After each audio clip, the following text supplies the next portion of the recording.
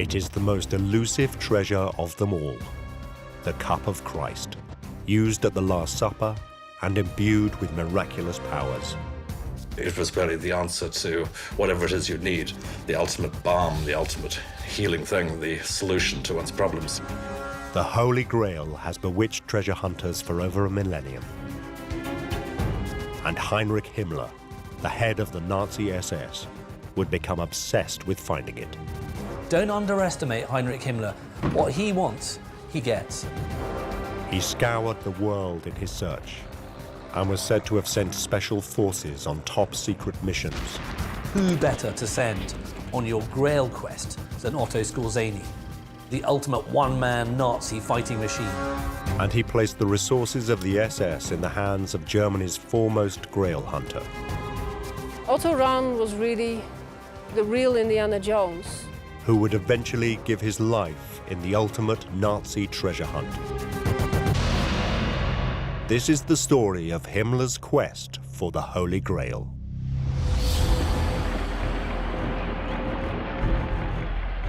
Berlin, 1933. The Nazis are in full control of Germany. Otto Rahn, a young cash-strapped writer, is heading to a meeting. He is answering a mysterious telegram.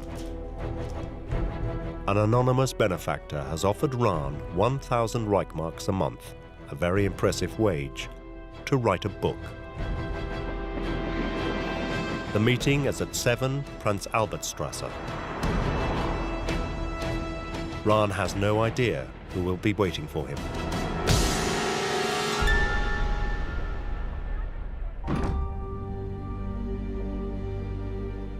He goes there, and who should he see but Heinrich Himmler himself.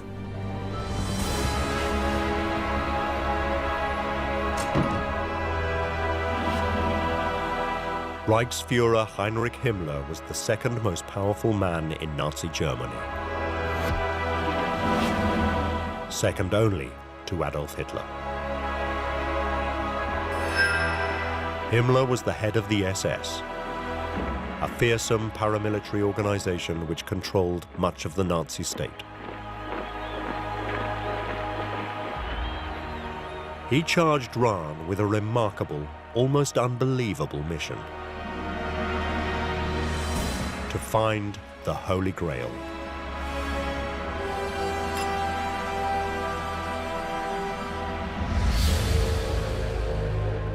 The Holy Grail is the most sought-after treasure in history. The Holy Grail is the cup of the Last Supper, the cup of Christ, that is meant to have been used to celebrate the First Communion. It is commonly believed that the same cup was used by the disciple, Joseph of Arimathea, to catch the blood of Christ whilst he was nailed to the cross. But other legends say it is even older than that the Grail was used by Abraham, the founding patriarch of the Jewish people. There are other people, of course, who think that it's the cup of Abraham. And this cup apparently became part of the sacred treasure of the Jews and was carried around with the Ark of the Covenant. Over the years, the legend of the Grail has grown and been embellished. Sometimes it is said to be a stone or a plate, but most commonly, it is a chalice. Whatever it is, all the legends agree that the Grail possesses miraculous powers. For the Grail is supposed to provide its holder with eternal life.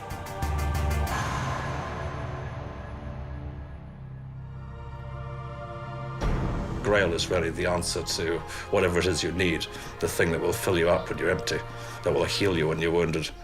It's kind of the ultimate balm, the ultimate healing thing, the solution to one's problems. Such is its mystique. The Grail has obsessed treasure hunters for centuries. Tales abound of crusader knights searching for it, whilst they laid waste to lands in the Middle East. And in legend, many of the stories of the mythical King Arthur and his knights concern their quest for the Grail. But despite thousands of years of searching, no one has ever found it.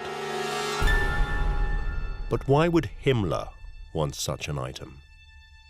Not only was he a fanatical Nazi, it seems he held some other very unusual beliefs. He was obsessed with mystery, legend, astrology, the occult, and Germany's pagan past. Himmler fundamentally was, today we would call him a geek. He was the type of guy who was massively into Tolkien. He'd be playing Warhammer every day. He was just a nerd, if you like. I mean, there's no other word to describe him. Well, Heinrich Himmler was obviously an extremely strange man, but he was in a position of extraordinary power.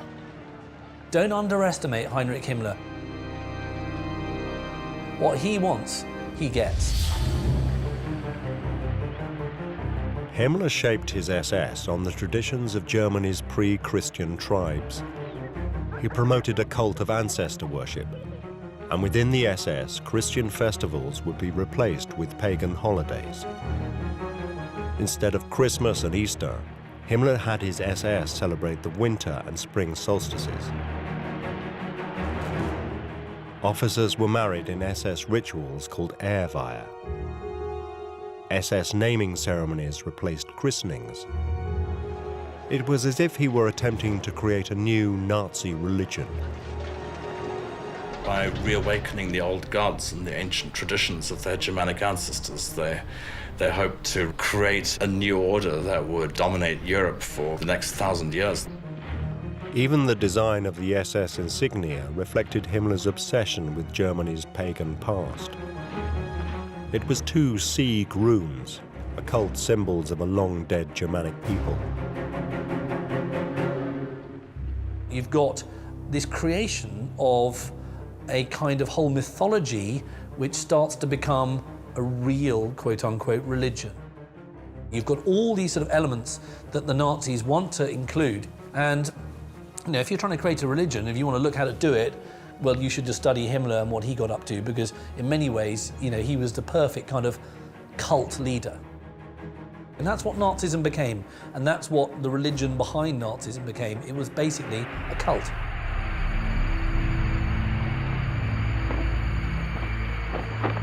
Himmler's obsession with mysticism led him to focus on one of the greatest legends of all, the legend of the Holy Grail. He selected for his headquarters Wewelsburg Castle in northeast Germany. He installed a round table and a ritual chamber in the basement of the north-facing tower. He named rooms after King Arthur and the Holy Grail. This was to be Himmler's Camelot, a castle for his new knightly order.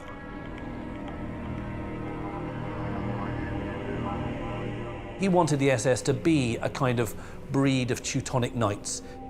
And he wanted to blend Arthurian myth with actual present-day, real, mechanized military machine. He wanted to have those same sort of knightly virtues that you read about in Grail legends.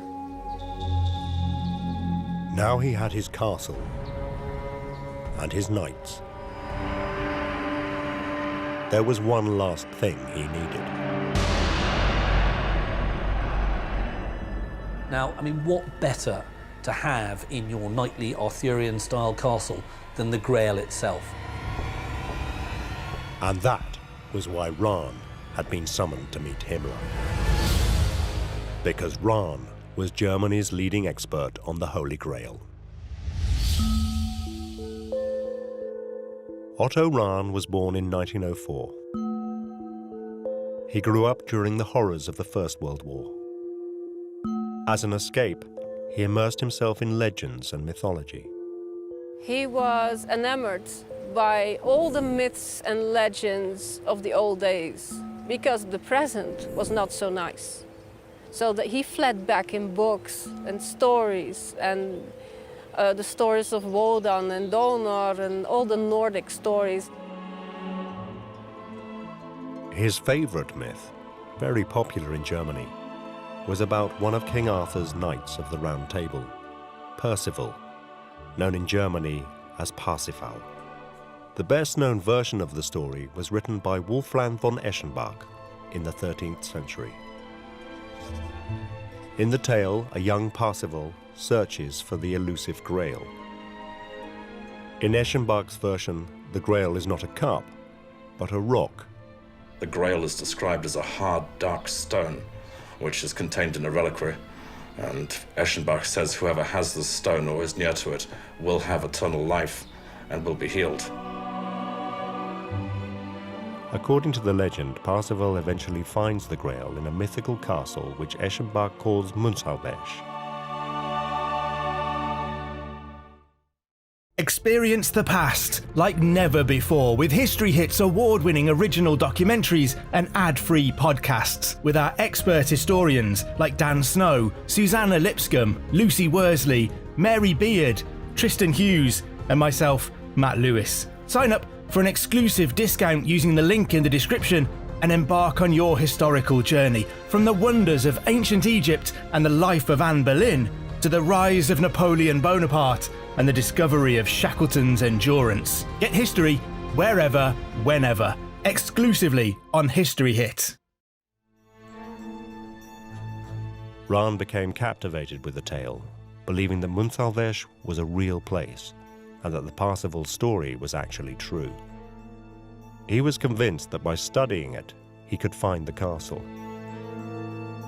And if he could find Münzalbesch, then he would find the Grail.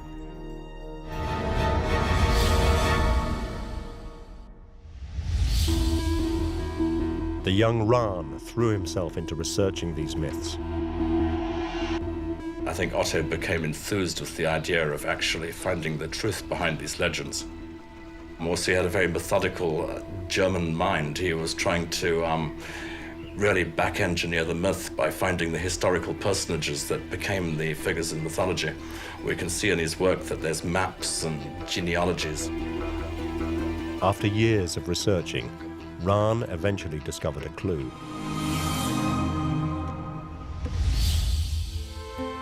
He found it in the songs of the troubadours, the traveling poets of the medieval courts of France. Otto Rahn rightly decided that the troubadour songs were really the only authentic record of what had happened. That a lot of the written records had been destroyed, but through oral tradition, through the songs and through the legends, echoes of what had really come down still survived into the present day. In some of these songs, the troubadours sang of a medieval religious sect called the Cathars. The Cathars were said to have owned great treasures, including a sacred relic, a rock that had fallen from heaven. Rahn was sure that this relic must be the Holy Grail, as described by Eschenbach. The Cathars certainly were real. They were a 12th century religious sect, predominantly from the Languedoc region of southwest France. What we call Catharism is really a variant of Christianity which believed that you needed no intermediaries between man and God, that any individual could have direct communion with the divine, which meant that the entire hierarchy of priests, prelates, cardinals, the entire church was kind of irrelevant, which also bugged Catholicism no end. The Pope branded the Cathars heretics, and a vicious crusade was launched against them. And this religious group of people were hunted down by the Roman Catholic Church because they opposed the Roman Catholic Church. Across southern France, the Cathars were slaughtered in their thousands by the forces of the Pope.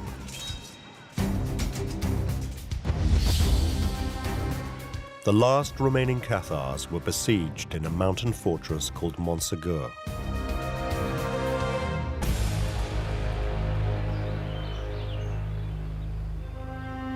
Montségur was the place where the Cathars held their last stand in 1244.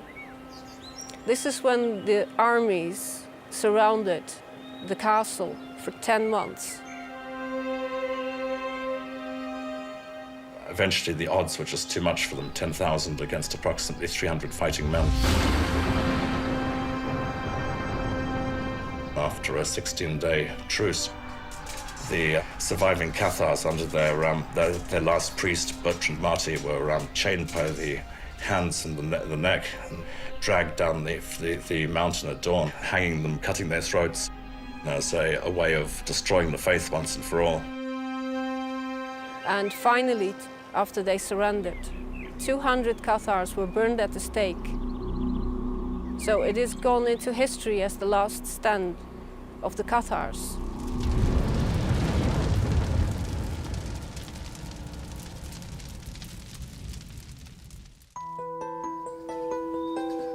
All of this was verifiable fact. But if, as Rahn believed, the stories of the troubadours were also true, what had happened to the Cathar treasure and the Holy Grail?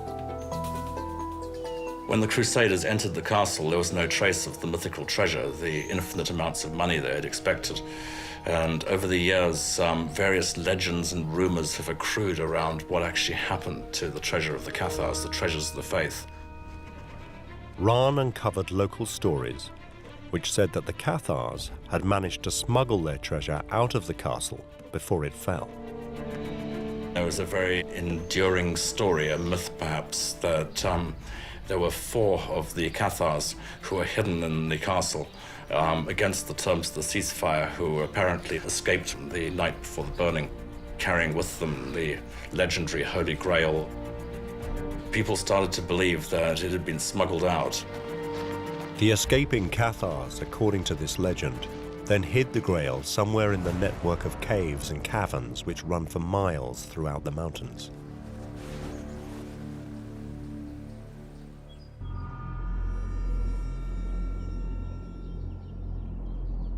Rahn became convinced that the legend was true and that the Grail had to be hidden at Montségur.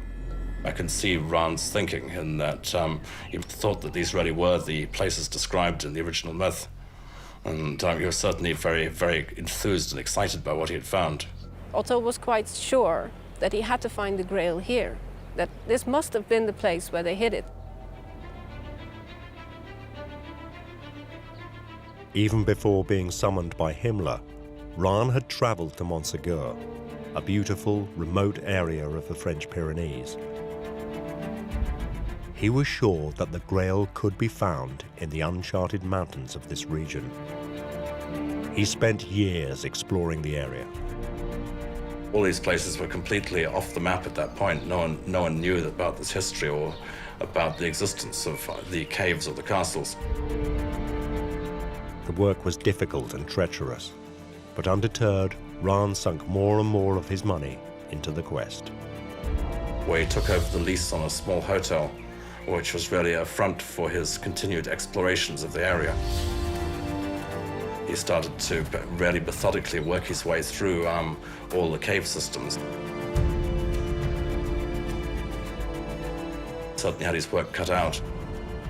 It's the largest limestone district in Europe. And he wasn't a trained archaeologist. In fact, he was a trained etymologist.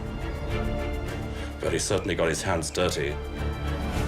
Otto Rahn was really the real Indiana Jones. He was out there. He was into the woods, he was climbing caves, he was climbing castles, he was searching for relics and searching for treasure. Eventually, he had a breakthrough.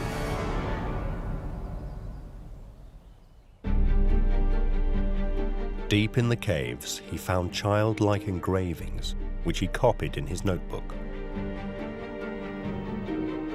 In a cavern known as the Bethlehem Grotto, he discovered a strange pentagonal depression carved into the wall. He believed that Cathars once stood in the pentagram when they were being initiated into the order. Rahn also uncovered human skeletons in the caves, which he believed were Cathar remains. To Rahn, this was solid evidence that the Cathars had brought the Grail here. If he could only explore deeper into the caves, Rahn was sure that he would eventually find it. But after years of expensive explorations, Rahn ran out of money.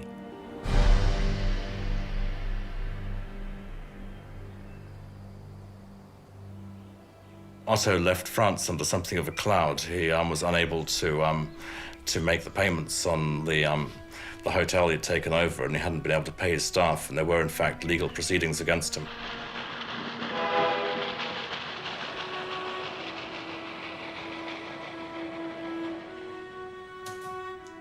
When he returned to Germany, all he had to show for his efforts were notes for a book.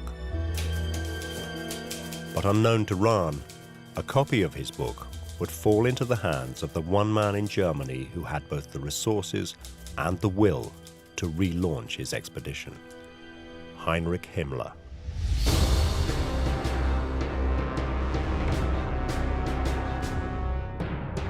Before the Nazis came to power, people like Otto Rahn were, these kind of weedy, inconsequential figures.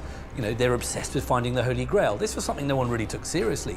But then suddenly you get this whole new regime that takes these things extremely seriously. Rahn had never shown any interest in the politics of the Nazis. But now Heinrich Himmler would provide a solution to the biggest problem he faced in his quest for the Grail. Because he offered Rahn the one thing he needed: money.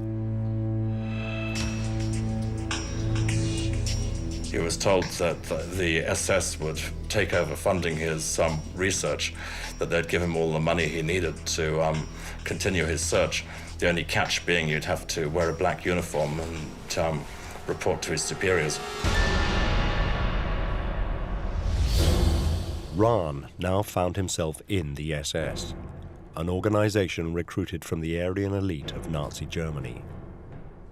Its members were required to prove their ethnic purity and trace their German bloodline often as far back as the 18th century.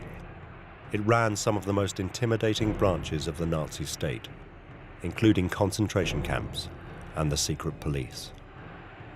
Despite this, Rahn seemed to have no concerns about joining.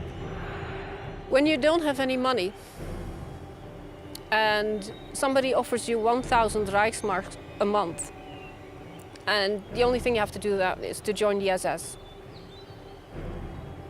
And you could have a carte blanche, you could go anywhere in Europe and do your hobby. Otto's hobby was to research. So he said, yeah, I'll take the money, I'll go find, treasures and stuff. Why not?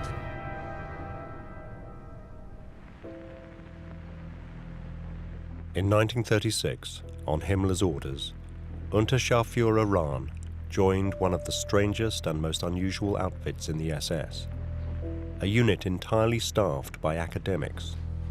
It was called the Ahnenerbe.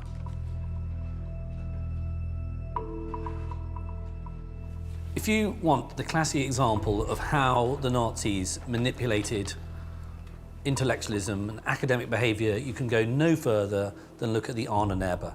This was an institution set up ultimately by Himmler to research, quote unquote, German ancestry.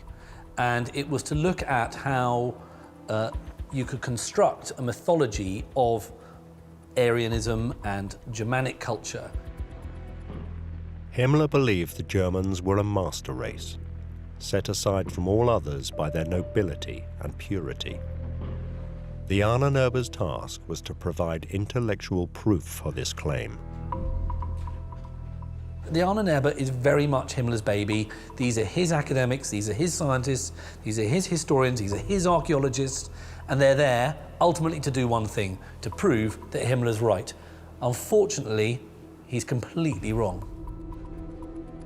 As an academic, joining the Ahnenerbe was the equivalent of selling your soul, because to be a member, you would be asked to prove things that were not true. For example, Himmler even wanted the Ahnenerbe to prove that Jesus was not Jewish. They were creating their own Bible, an Aryan Bible, a Bible in which Jesus was an Aryan. The Ahnenerbe claimed that Jesus was part of a tribal group which was not Semitic, but Aryan.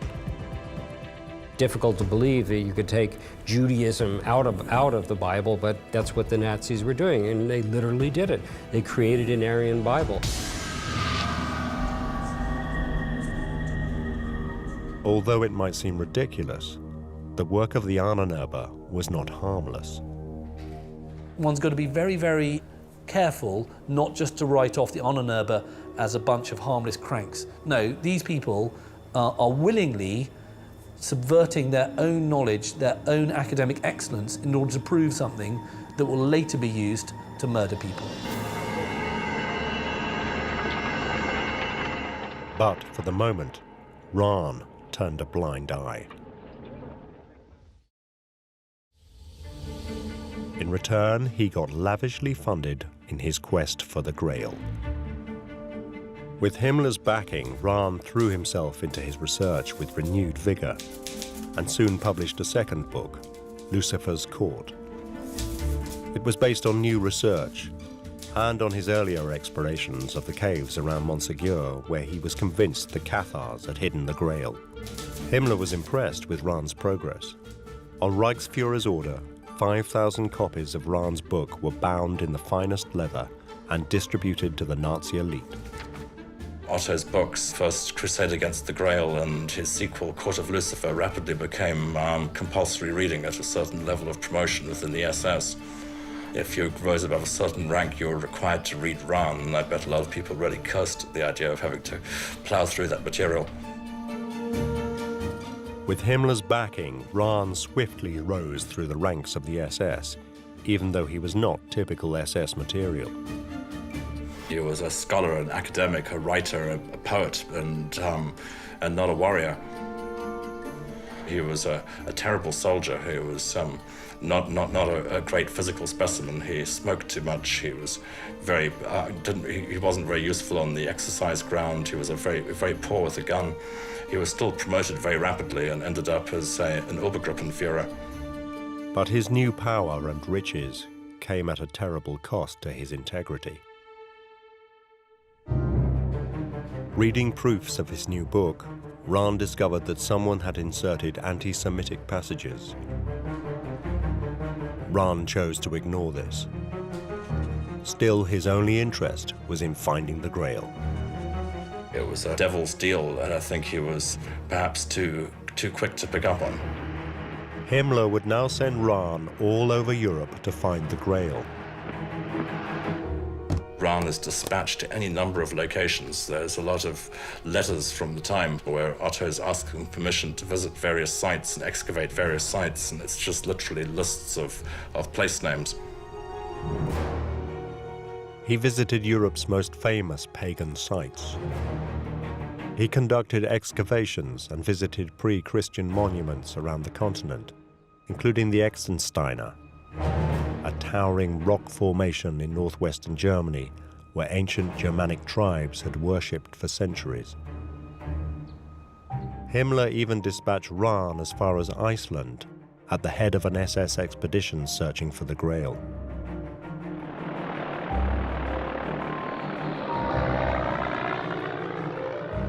But despite a worldwide quest lasting over 2 years, Rahn couldn't find it.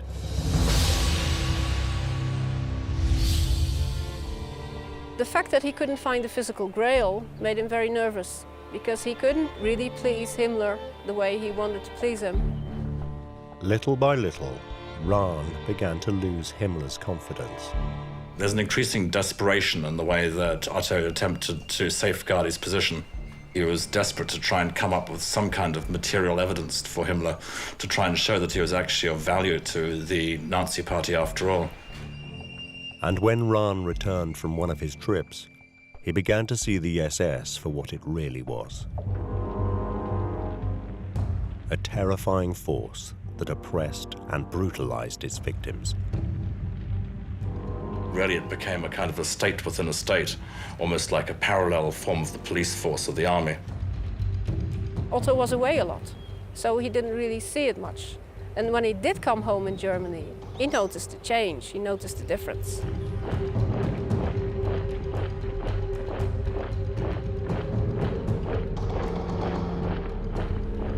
Suddenly it had become clear to Rahn the danger he was in for failing to find the Grail. I think he realized his days were numbered.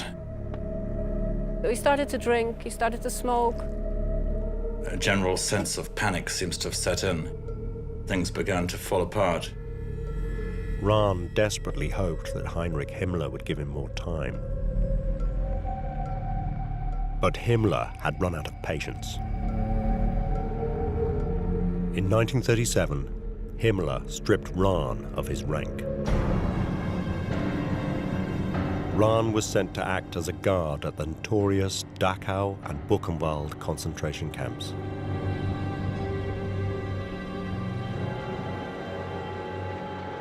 The concentration camps were built by the Nazis to imprison political and social undesirables. At that time, inmates in Buchenwald included socialists, communists, gypsies, Jehovah's Witnesses, and homosexuals, who were herded into inhuman conditions. He saw people being hurt, beaten up, murdered. He wanted to get out of there quick. He didn't want to have anything to do with it. He wanted to flee. He wanted to go somewhere else, live somewhere else. He asked several times to live here in France, but it was denied. He didn't really want to be part of the Germany that it had become. He wrote to a friend, "I have much sorrow in my country. Impossible for a tolerant, liberal man like me to live in a nation that my native country has become." He was scared out of his senses. There was a particular reason that what Rahn had seen at Buchenwald filled him with terror. Because he was hiding a dangerous secret. He was himself homosexual. He had covered this up from the SS from the very beginning because obviously homosexuality, just like being Jewish, was something which would get one sent to the camps. Certainly a lot of people died for the same reasons. And there was something even worse.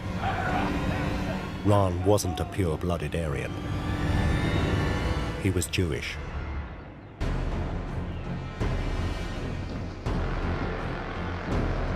He had Jewish roots through his mother, Clara, which succeeded in covering up for quite a long period of time.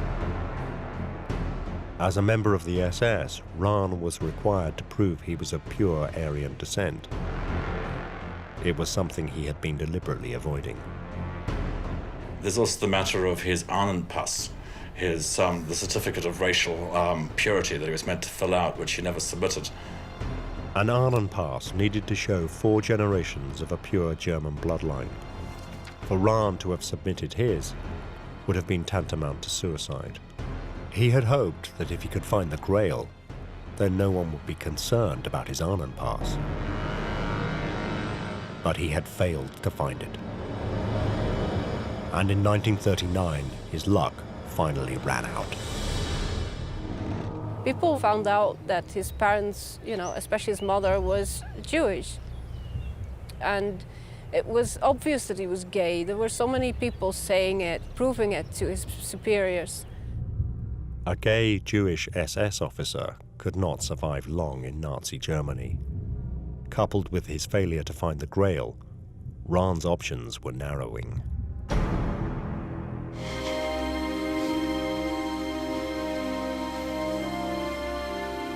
In March 1939, Rahn traveled to the German-Austrian border.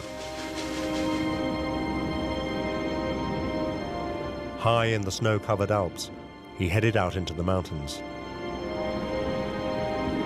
A notice in a Nazi newspaper reported it as a tragic death of an outstanding SS officer and scientist.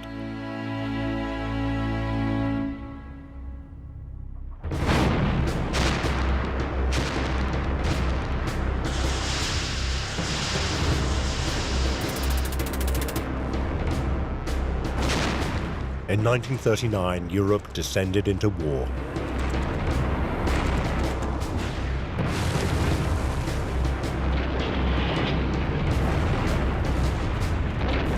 Himmler's SS were in the thick of the fighting. But even so, the Reichsfuhrer continued his search for the Grail throughout the war. One might readily have assumed that the death of their Their Parsifal, their lead Grail hunter, might have closed down the whole program. But this wasn't entirely the end of Himmler's interest in the occult and the archaeological oddities of the past.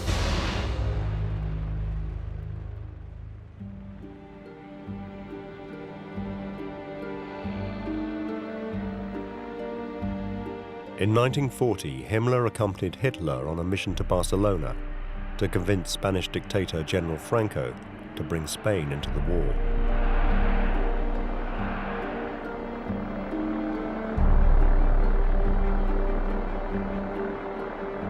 But Himmler had an ulterior motive for traveling with the Führer to Spain.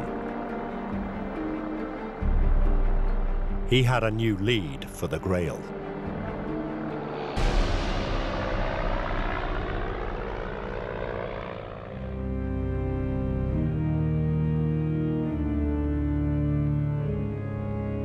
It took Himmler to Montserrat Abbey in the Pyrenean Mountains, an hour from Barcelona.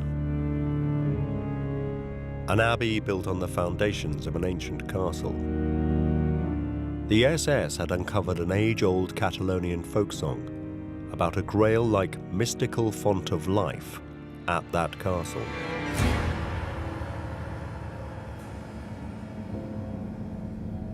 Himmler now believed that the Grail castle might not be Montségur in France, but instead Montserrat in Spain.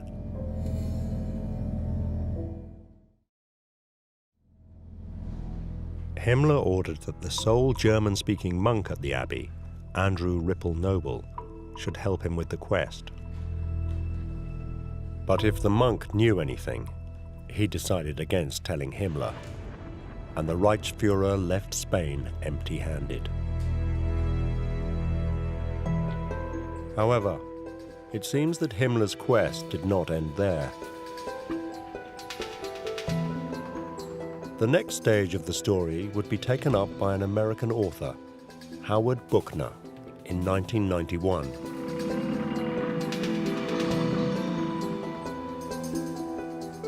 As a young man in 1945, Buchner was part of the American advance through Europe. Like Rahn, he would become fascinated with the legend of the Grail.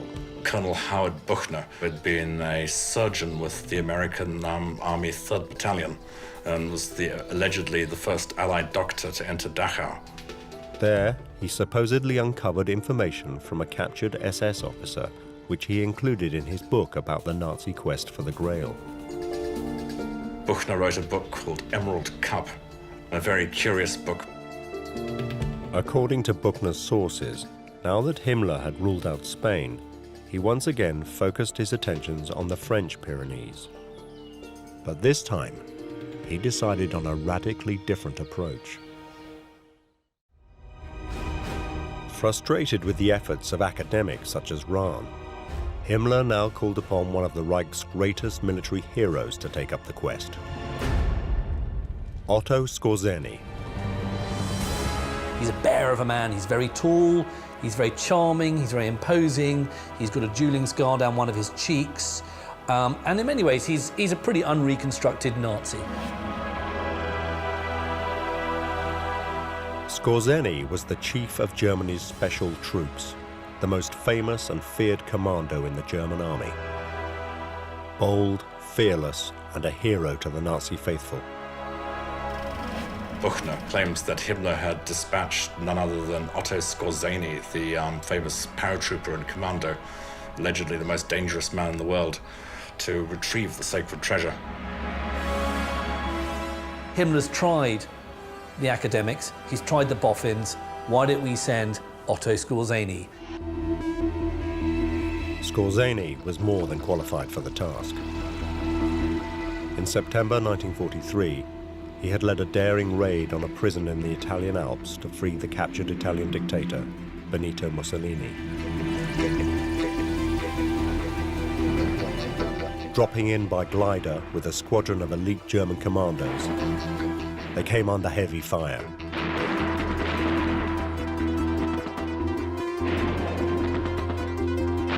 But Skorzeny would ensure the mission's success and his own glory by returning with Mussolini alive.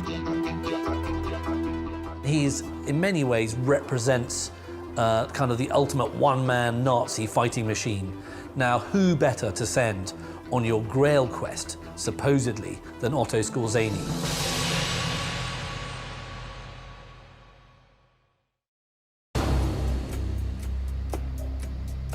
So, according to Buchner, in March 1944, Himmler charged Skorzeny with yet another top-secret mission.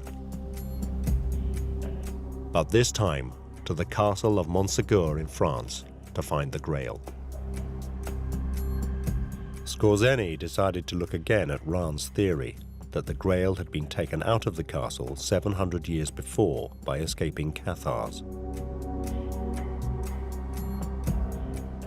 Colonel Howard Buchner believed that Otto Skorzeny was able to look at the chateau with a military mind and imagine how such a feat might be possible. Until now, nobody could understand how the Cathars could have escaped.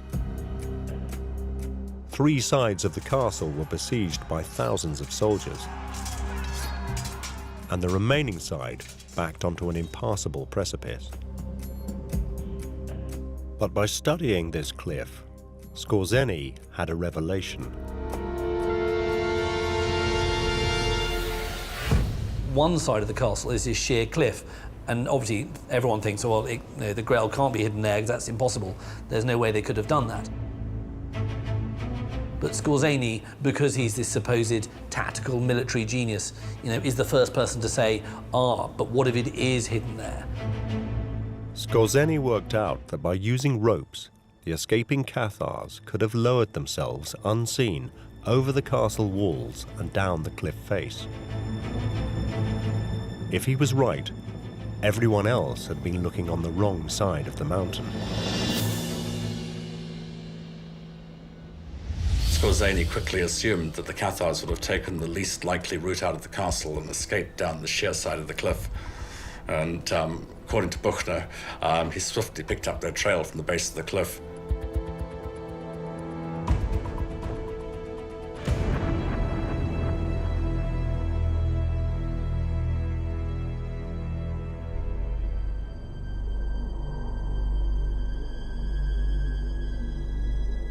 Six days after Skorzeny was said to have arrived at Montségur, it was the anniversary of the Cathar massacre.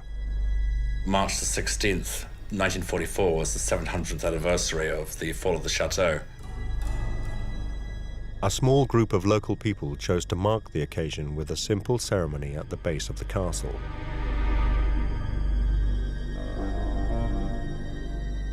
Then, something unexpected happened. The story has it that while they were getting together on the mountain, that a German aircraft flew overhead. It's the 700th anniversary of the massacre of the Cathars, and the plane makes a cross, a Cathar cross, in the sky.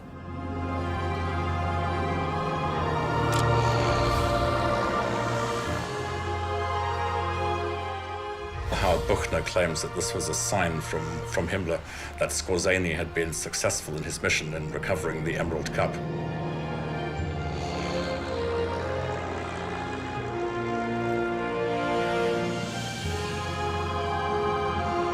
But could this be true?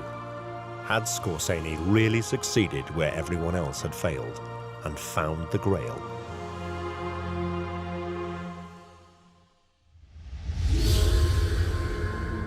Buchner's story is certainly entertaining, but there is one fundamental problem with his account.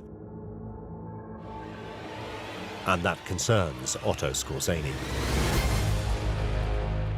Whenever you hear the name Otto Skorzeny mentioned in connection with any fantastical story, to me that's a really important signifier that the story is almost certainly going to be an absolute pile of rubbish. Although Skorzeny was a real person, captured by the Allies at the end of the war, he could not have led this mission. By linking Skorzeny's alleged retrieval of the Holy Grail to the 700th anniversary of the fall of the castle, it means that he would have to have been here on the 16th of March, 1944.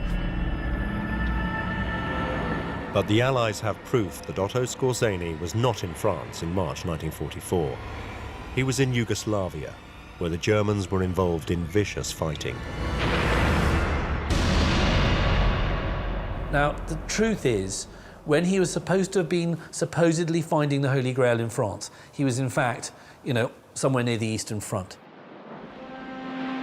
Buchner's story gets even wilder, with the Grail being taken by Nazi U-boat to Antarctica, where it is placed in a cave of ice in a secret Nazi base in the Mühlig-Hoffmann Mountains. I mean, all of it makes for a wonderful story, and certainly after the Indiana Jones movies, we love the idea of uniformed Nazi stormtroopers ransacking the castles of the Pyrenees. I mean, this is fun, but it's just not true. But even though Buchner's story is just fantasy, the story of the Nazi hunt for the Grail is not. Heinrich Himmler was obsessed with mysticism, and he did fund expensive expeditions for the Grail, including Reims. But he never found it, because in all probability, it never even existed. Heinrich Himmler was eventually captured by the Allies at the end of the war and committed suicide whilst in British custody.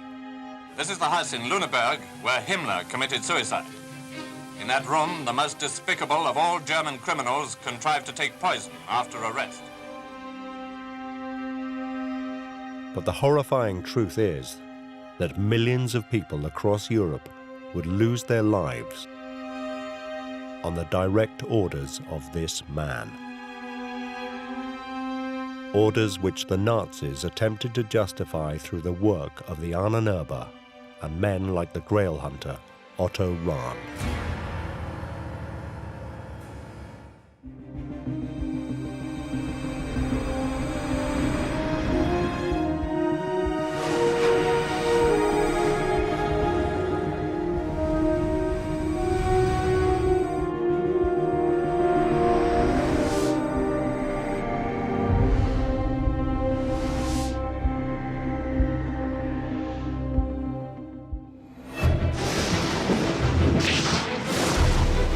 It's one of the greatest stories ever told, a delight for generations of schoolchildren.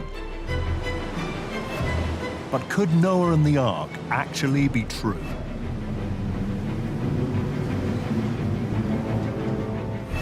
Three American Christians were convinced it was. They were prepared to face danger and death. Its name in Turkish is Aredag. It's the mountain of pain. People have been killed over the years. We had one man that was shot. He was cut, literally cut from head to toe from all the rocks. But it was worth all that pain. These men were on a quest for far more than personal glory. They were willing to risk their lives because they believed all the events in the Bible actually took place. Finding Noah's Ark would be the ultimate proof.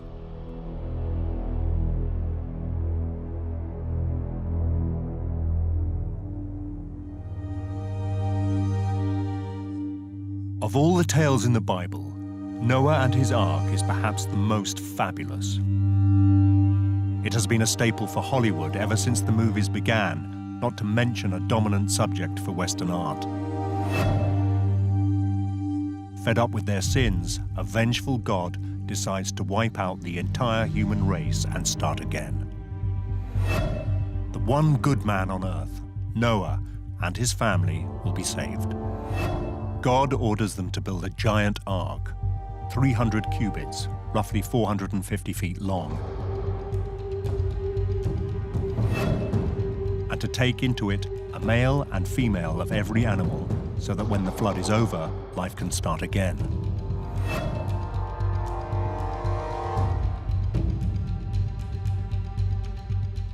But is this all just a story, or could it possibly be true?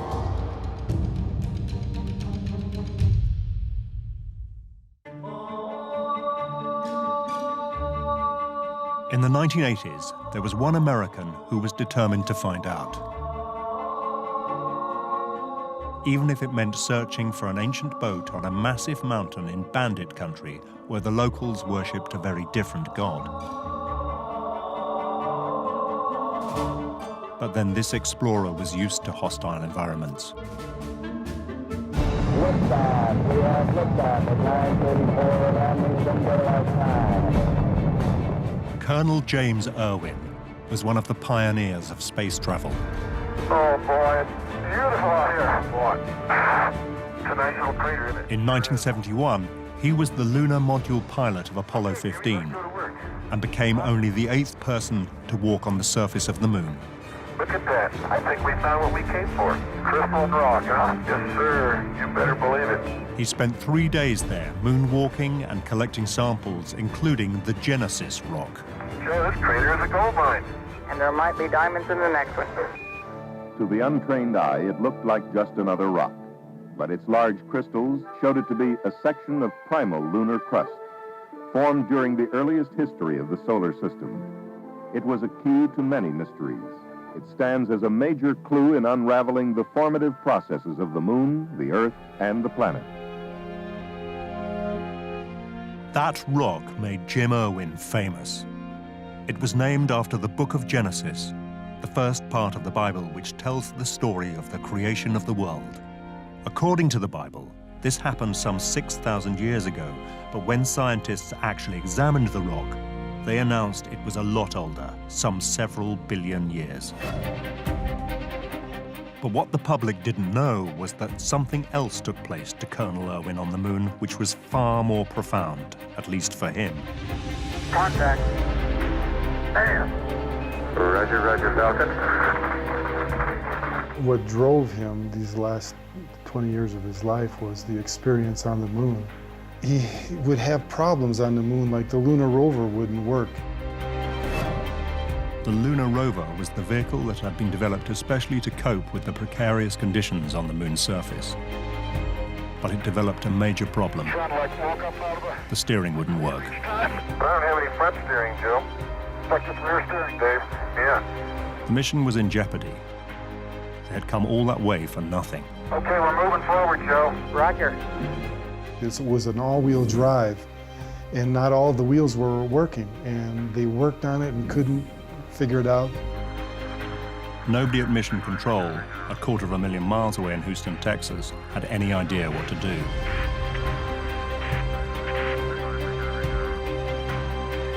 That night, Jim Irwin prayed to God. Oh, it's nice to be outside where you can stretch a little bit. The next morning, his prayers were answered.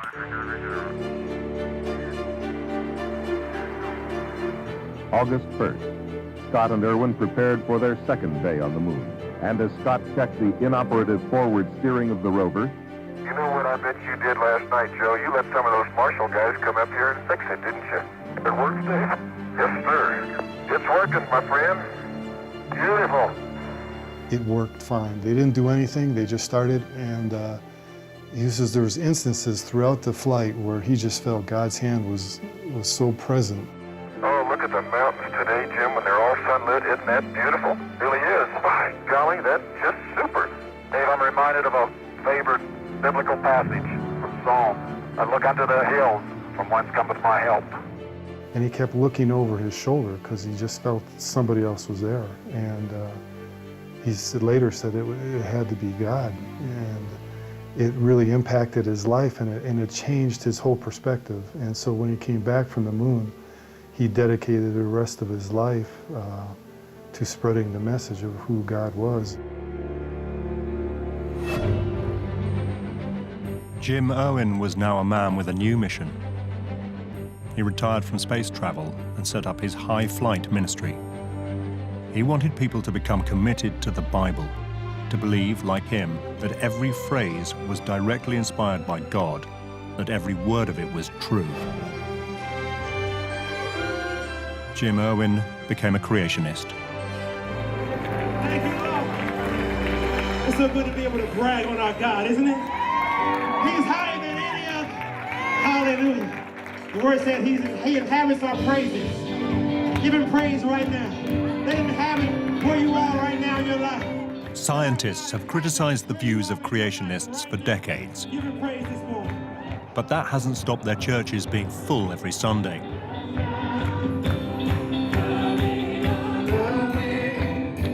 Others might ridicule them, but here in Manassas, Northern Virginia, they are quite convinced that evolution is wrong. They believe that men and women were created just 6,000 years ago, just as the Bible says.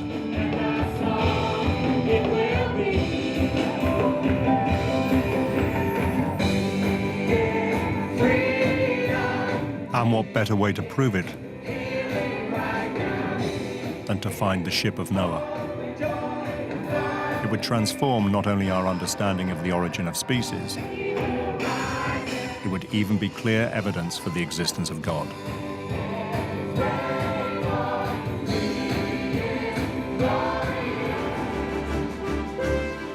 Now that was a challenge worthy of Jim Irwin's enthusiasm and commitment. It would combine his love of adventure with his new commitment to God. He read his Bible more carefully than ever before. If it said it in the Bible, it was fact for Jim. And so the fact that in Genesis it speaks about the Ark of Noah, and it just stirred inside of him the thrill of exploration.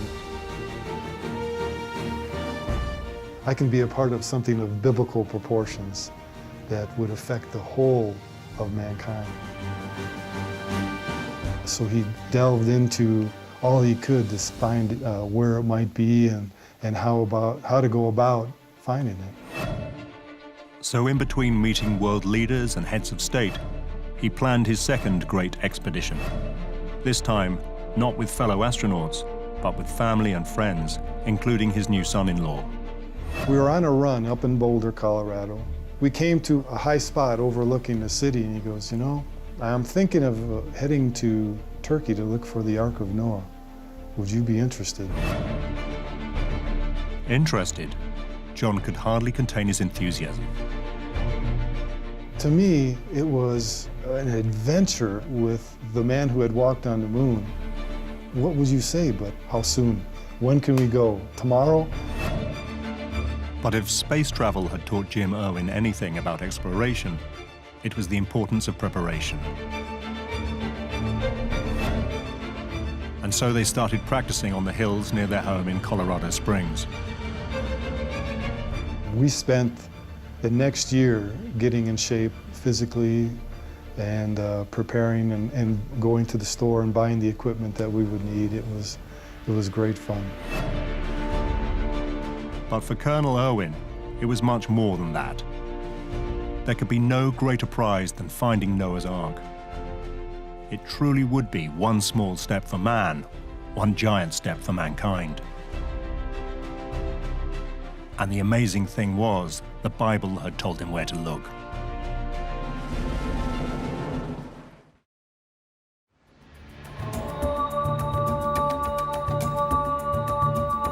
The book of Genesis was quite clear.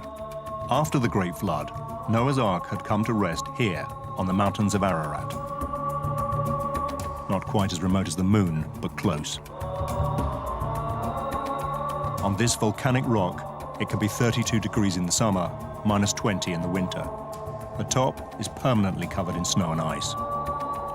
It's a hard mountain to climb. It has a 45-degree angle. Though we go zigzag back and forth like a mountain goat, it's still hard on your heart and your endurance. Climbers suffer frostbitten toes and fingers. 2 died of hypothermia in 2006. This mountain goes up and down with canyons, crevices, gorges that are very, very dangerous. Even in the relatively benign foothills, there are wolf dogs and brown bears. It's a fairly hostile environment. We call it the rock pile, and its name in Turkish is Aredag, and it's the mountain of pain. These hazards, though, do not put off the most determined explorers. If anything, they enhance its appeal. The climbers come from everywhere in the world, and they come for different reasons. Some people are just mountain climbers, and they go around the world climbing the high summits. Mount Ararat is 5,137 meters, so it's a high mountain. Other people come because they're searching for Noah's Ark.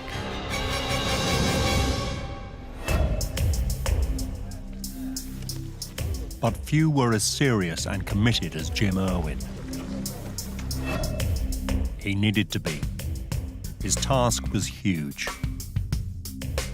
The mountain isn't just 25 miles wide. It is spread out over some 380 square miles. The Ark could be anywhere. Fortunately, there were some clues. People had been there before. 2,000 years ago, the Jewish historian Josephus described how local farmers would show remains of the Ark to those who are curious to see them. The 7th century Spanish saint Isidore of Seville claimed that on Mount Ararat, wood remains are to be seen even to this day. And the 14th century Venetian traveller Marco Polo passed by Ararat, calling it the Mountain of Noah's Ark. And if these reports were old and vague, there was more recent evidence. In the 1950s, the French Christian explorer Fernand Navarra spotted some timbers jutting out of a precipice. He managed to extract one and bring it down from the mountain despite suffering severe altitude sickness. But when the timber was tested, the results were inconclusive. Some tests put it at the time the Bible says the Great Flood happened, but carbon dating indicated it was much younger, probably from the 6th century AD. Still, Navarro was just one of some 200 people in the last 2 centuries who claimed to have seen the remains of the Ark. Many were local farmers who would graze their animals on the mountain in the summer months. Most of these sightings were of an Ark-like object situated between 13,000 and 16,000 feet on the north of the mountain. So this is where Jim Irwin chose to look.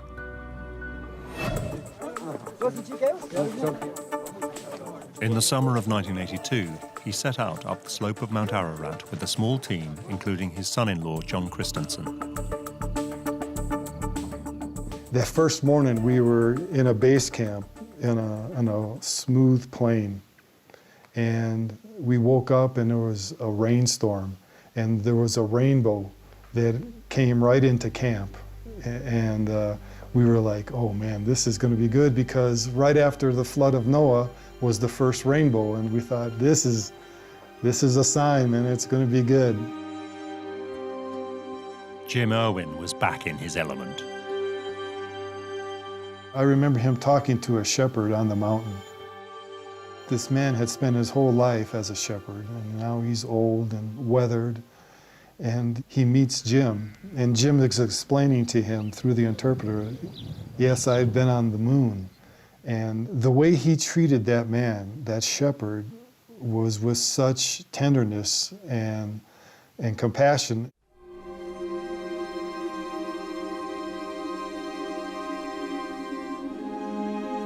Over the next few days, hope started to fade.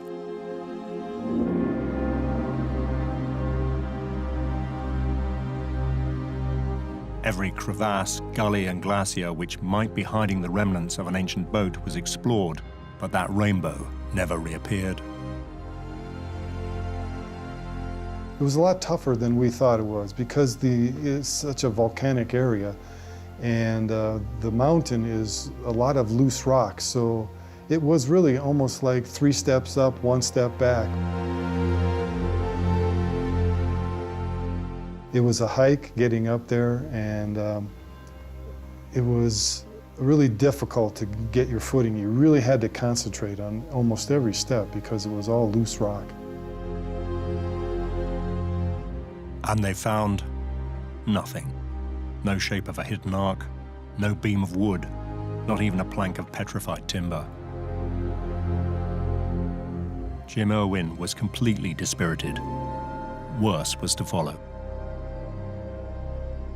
He says, I'm going back to base camp, and he unfortunately broke his own rule of never hiking alone. And so he went down, and we were in communication with base camp, and they said he had never returned. And it was dusk. The team were deeply worried. Mount Ararat was not a place to spend the night on your own. We started out from on top, coming down as far as we could to look for him. But then it just got too dark and dangerous, so we retreated. And we waited until the next morning. They dreaded what they might find.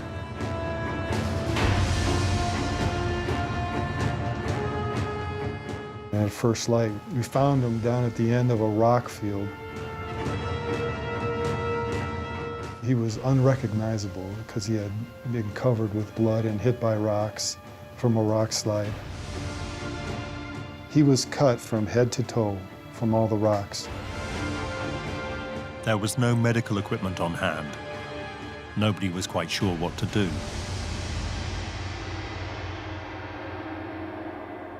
They just took alcohol and poured it in all the open wounds. And when we first did it, the only sound he made was and then they shipped him from there to a hospital in Erzurum. It was touch and go. He had lost a lot of blood, and he was very fortunate to survive. It was a miserable experience for a man who had gone all the way to the moon. But it did not deter him from going back several more times, always to return empty-handed. There had been people telling him that, you know, you're going to find Noah's Ark and it's going to happen, and we all thought if there was going to be somebody who finds it, it's going to be Jim.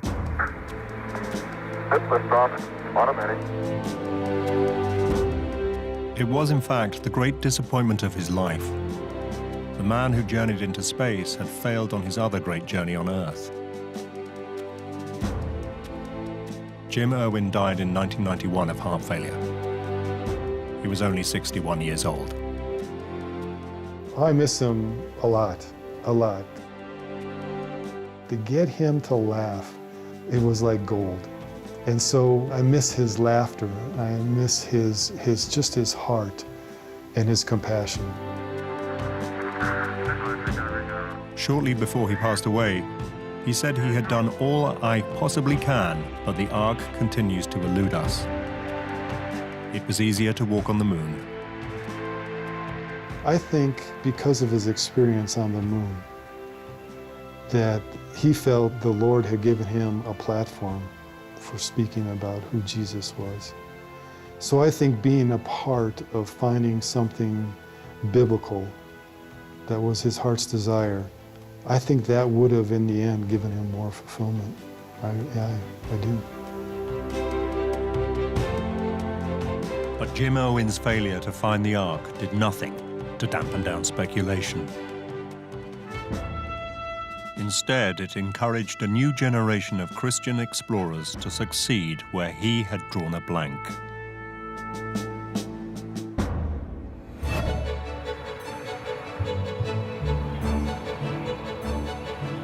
Deep in suburban America, searching for the Ark became fashionable, the kind of adventure any young creationist might aspire to.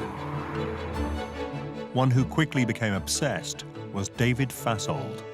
For over a year, I haven't dreamed about anything else, from the time I put my head on the pillow to the time I wake up. And that's all I think about all day long. He grew up after the war, a time of progress and prosperity. On every street corner, there was a church. He joined the Marines and then set up a salvage company where hunting for sunken ships gave him the exploring bug. And what better boat to explore than Noah's Ark?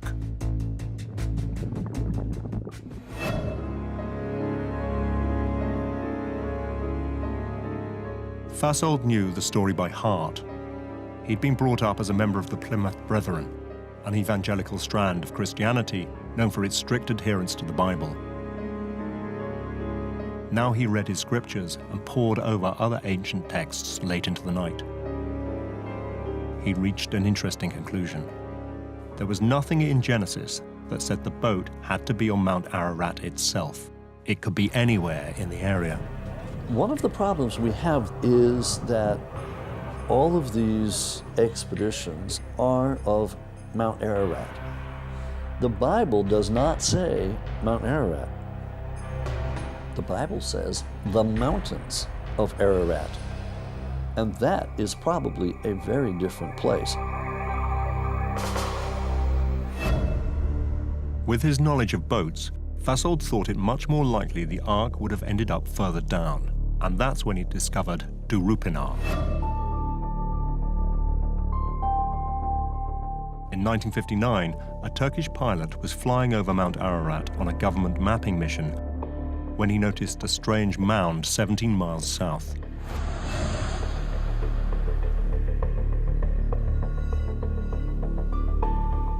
It was shaped like a boat, and its dimensions were similar to the description of the Ark in the Bible. Its height was exactly the same.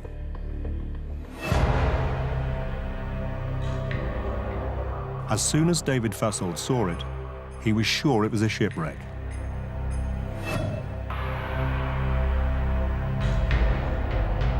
And he was convinced he would be the person to prove it. But there was one thing he had not taken into account.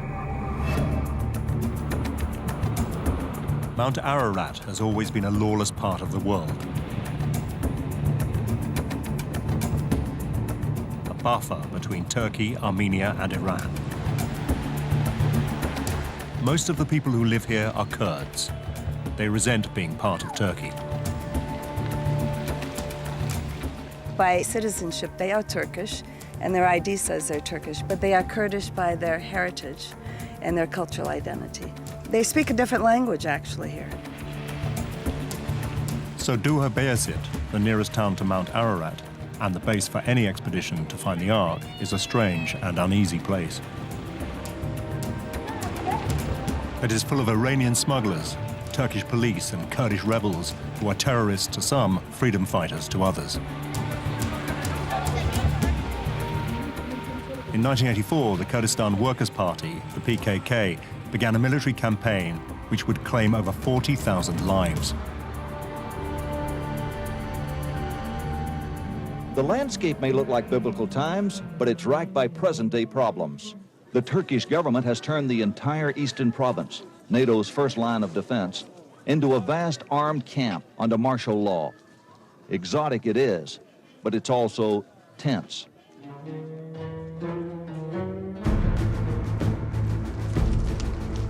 To draw attention to their struggle, the PKK targeted tourists. They did not have far to look. Colonel Jim Irwin had helped make Duha Bayezid a magnet for a new group of Christian Ark searchers. Well, there have been people that have been killed over the years. We had one Turkish man working for us that was shot. There have been a lot of people that have been hurt physically and financially. But we've got a job to do, and whatever the cost.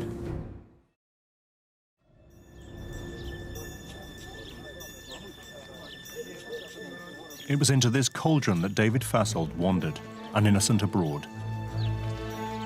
He knew little about Kurdistan. Few Americans did. Apart, that is, from one man who was already making a name for himself. Ron Wyatt, an ex-nurse from Kalamazoo, Michigan, had reinvented himself as a Christian explorer. He seemed to know everyone in town. Ron talked about the Garden of God and the things that he's searching for. He wanted to search and find everything out there. Wyatt had long been convinced that the place to look for the Ark was not Mount Ararat itself, but on the mound of Durupinar. It shows that the vessel came right through here. David Fasold had found a kindred soul, and he had something that Ron Wyatt hadn't, an engineer's mind. They teamed up and decided to do the kind of exhaustive exploration that would finally win over the skeptics. Have you ever seen anything like this? Look at the grain in this thing. It almost looks like wood. Fasold took the lead. Any boat of the time, he argued, would have needed iron rivets to hold it together and stay afloat. So all you needed to prove that the remnants of the ark were buried underneath was to scan the earth for iron. All right, now I'm going to skip this one. This would show, at the very least, that there was an ancient boat there. And what boat could it be but the ark? With cameras watching and an impressive-looking machine that some said was a molecular frequency generator, but others claimed it was just a glorified metal detector, Fasold started searching. Soon he got a result. His machine picked up a pattern of iron with a shape 450 feet long, exactly the 300 Egyptian cubits laid down in the Bible. Could this really be the ark? David Fasold and Ron Wyatt were absolutely sure it was, as their local guide of the time remembers. It's definitely now been decided that Noah's Ark is here. They bought a sheep from the village and they made offerings in accordance to their own religion. After their prayers were over, they said, "Let's pray according to Islam and kill this as a sacrifice." They cut that sheep up and gave it to the people, piece by piece. That was enough to convince the locals, but Fasold and Wyatt knew the rest of the world would want a little more. In a village field at the bottom of Mount Ararat, they had discovered several anchor stones, which they now argued would have stabilized the ark in rough seas, as had been predicted in holy texts. Same kind of strange stone. When the early Christians found these things, they carved 8 crosses on it for the 8 survivors. This whole valley was known as the region of 8. This was a clear sign, they said, that previous generations had regarded them as sacred. According to the Bible, there were 8 people on the ark. Was this too much of a coincidence? It was certainly good enough for the Turks, who saw a marketing opportunity. They proclaimed Darupinar a national park and opened a visitors center.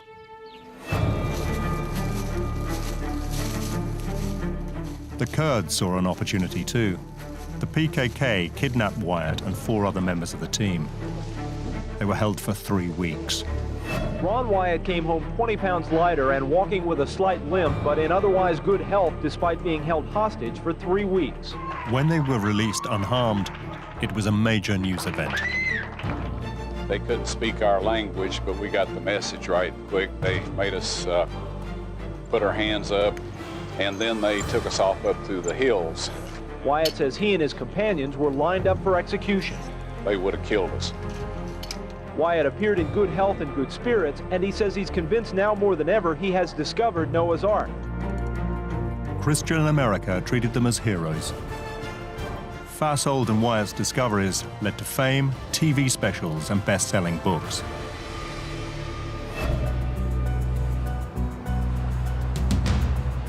But while Wyatt enjoyed his celebrity by waltzing around the biblical world, Fasold stayed on in Dohu Bayazid, determined to make a full exploration. He expected his fellow Ark searchers to be overjoyed the Ark had been discovered at last. Instead, they were dismissive. Well, I didn't agree with their conclusions. I was with them in '85 when they were there, and they looked at this site, and I walked all over it. I think what it is, it's simply a mud flow around a rhyolitic formation that kind of formed, looks like a sailing ship, actually. And the Ark wasn't a sailing ship. It was a box. And that was exactly the conclusion of the scientists who had flocked there to determine what really was underneath this strange ark-like shape whose pictures had gone round the world. David Fasold claimed that his machines had found traces of iron underneath the mound. That looks like iron, okay? But that meant if there was something there, it couldn't be the Ark. Noah lived before the Iron Age. Iron didn't exist. It wasn't used back then. Noah would have never used iron. The way you're building boats right up till 2000 BC and even later is with mortise and tenon, with wooden joints and pegs. You're not going to find iron. And so, indeed, most of Ron Wyatt's and David Fassel's claims have been repudiated. This ark turned out to be an entirely natural formation, only noticed because it was near to Mount Ararat. Even the anchor stones were not unusual, but found all over this ancient land. And those 8 crosses weren't Christian, but pagan.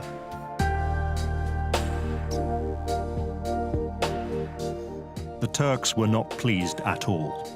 They had spent a lot of money on their visitor center. Their signs said it was the site of Noah's Ark, and that's what it remains, even today. Noah's Ark National Park. It's a lovely walk for about an hour, hour and a half. We have a picnic lunch there. The rock goes straight up like it forms a boat. It's a very interesting rock formation. I ask everyone, what do you think, Noah's Ark? They said no, interesting rock formation. With evident sadness, David Fassel changed his mind. Derupinar was not the site of Noah's Ark. It never was.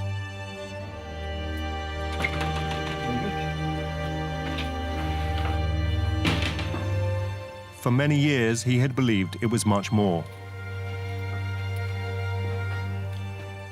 And when his belief faltered, he never really recovered. He died a few years later at the age of 59 of cancer, possibly brought about by those long days in the Turkish sun. Even more than Jim Irwin, the search for Noah's Ark had taken its toll. When he died, he was penniless. He'd spent all his money looking for the ancient boat.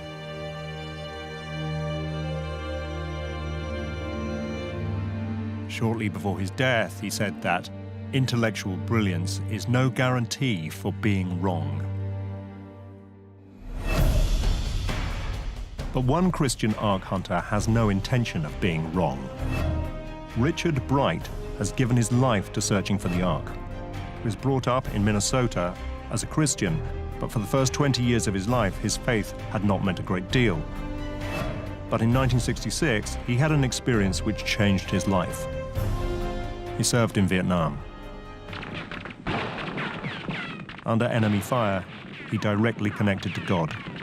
I was in a certain place, and a little voice told me to move. And I told my buddy next to me, I says, "Did you say something?" He said, "No." And the voice come to me again, a little stronger. "Move." I said, "What'd you say?" "Nothing. Be quiet." The third time, I said, "We're out of here." He said, "Okay." Well, we just jumped in the vehicle, and I hadn't driven 100 feet, and the first mortar round blew the wall apart where I had been leaning against. Bright is convinced that voice came from God and saved his life.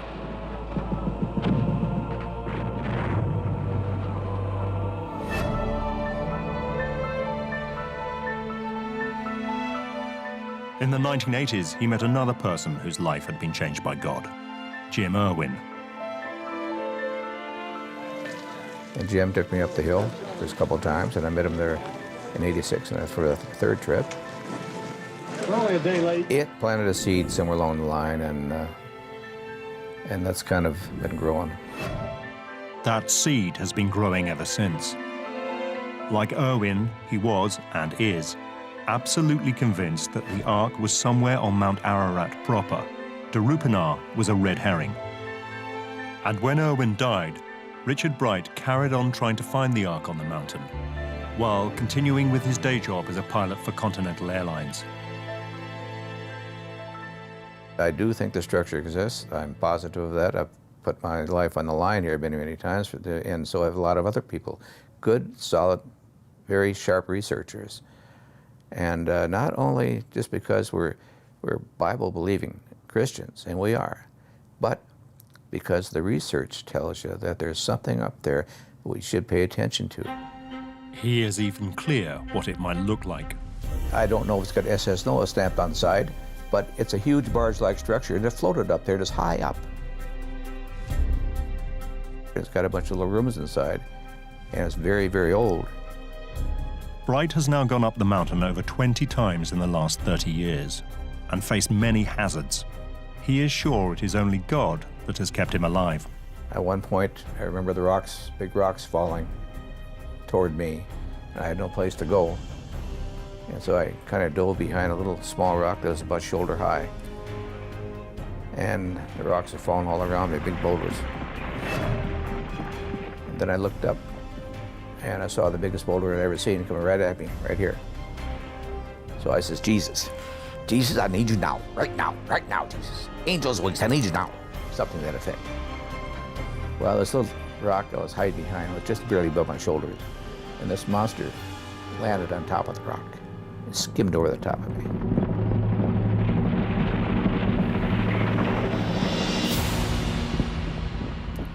Missed me by less than a foot. And had that rock not been there, I'd be big body parts all over the place. For other Ark explorers, that might have been enough. But Richard Bright just redoubled his efforts, chasing up every possible lead to where the Ark might be. It was no use. Every time he came down empty-handed. He was beginning to think his quest, like Jim Irwin's, would always be fruitless. But then came hope. The American government released a photo taken by one of their spy planes, which had been kept secret for decades.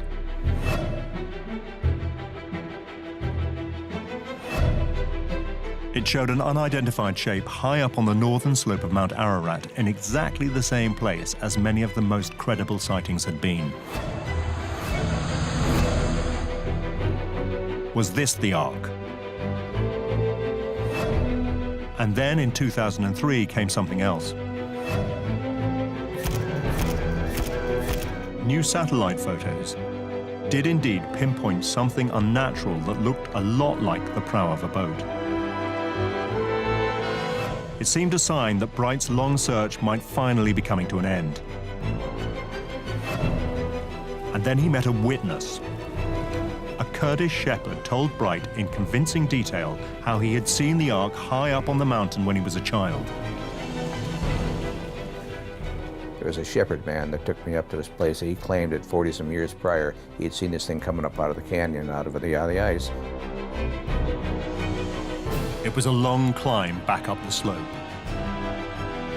Eventually, they reached the glacial plateau, where the shepherd claimed he had seen the ancient boat. Nervously, they ventured forward. Could this really be the Ark?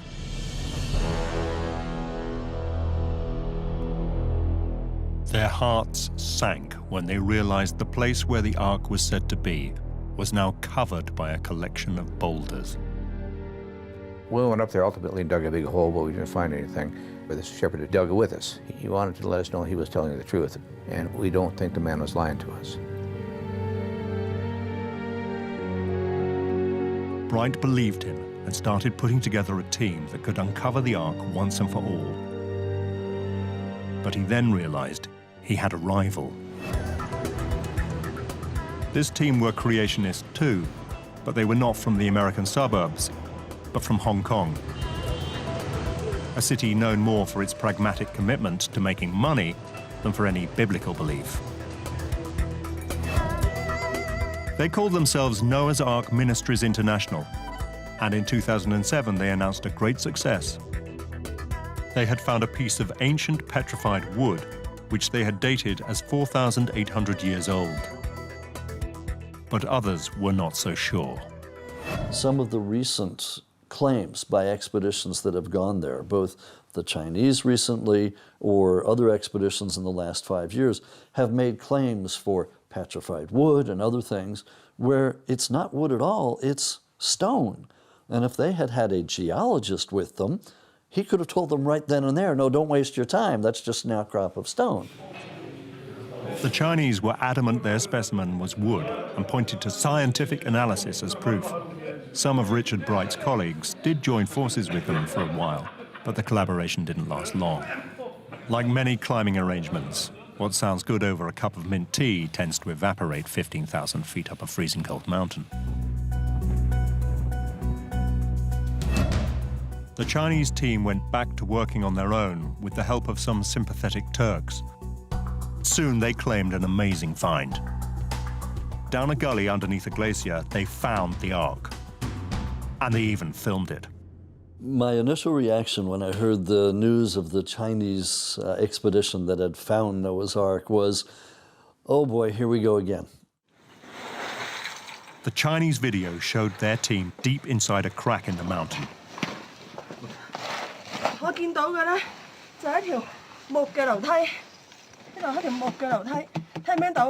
Packed within ice walls was a wooden structure consistent in size with that described in the Bible. Jutting up from the cave floor was a wooden beam and a structure containing several wooden compartments. Yeah. Back in Hong Kong, the Chinese announced their finding to the world at a press conference. They were 99.9% certain this was the Ark. The media onslaught was amazing for this. I mean, all of a sudden my phone starts ringing and I've got people calling and Fox News wants to see my opinion and Good Morning America, and it was well beyond the usual. And that was because these people actually had photographic evidence, or so they said. Suspicions grew when the Chinese would not say where the site actually was. So, making use of the close contacts she had with the families of the Kurdish guides who control the mountain, Amy Bean went to look for herself. They told everyone that it was a secret place to preserve the archaeological site. They wouldn't let anyone know. So at Camp 2, I just went up there and I filmed it. She found nothing, nor did anyone else.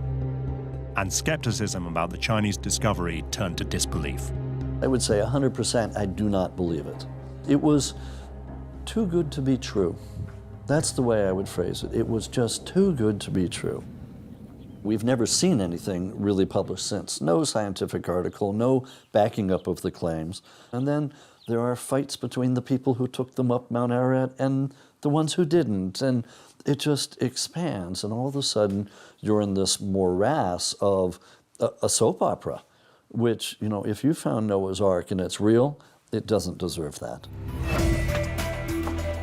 The Chinese missionaries stand by their discovery and promise all will be revealed soon. If their find does turn out not to be Noah's Ark, it won't be the first time. Many of the Christians who have come to find the Ark in the past have had plenty of money. The Kurdish guides who help them look are poor.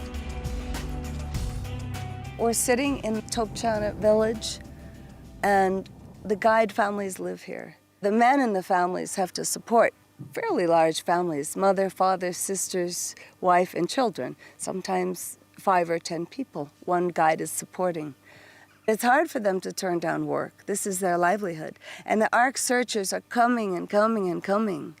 And they have money, money, money, 5,000, 10,000, 50,000. So it's such a temptation.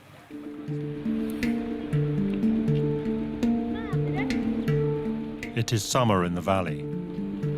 The snow line has receded on the great mountain of Ararat. Everyone is looking forward to the short tourist season. Soon the climbers will arrive.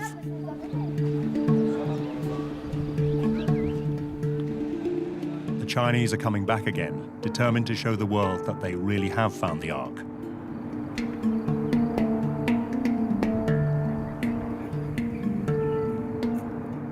Other creationist teams are here too, including veteran Noah's Ark explorer Richard Bright, this time with his dream team.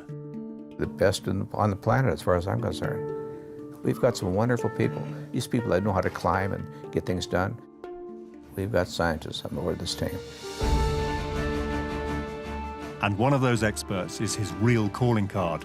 After many years seeking the Ark alone, he now has the help of a real American star. Randall Price is a distinguished professor of Judaic studies at Liberty University in Virginia. He has a track record of excavating biblical sites, most notably the Dead Sea Scrolls in Qumran in Israel. With Professor Price on board, Bright is convinced that the Ark will soon be found. I'm of the opinion that yes, it will be revealed this year.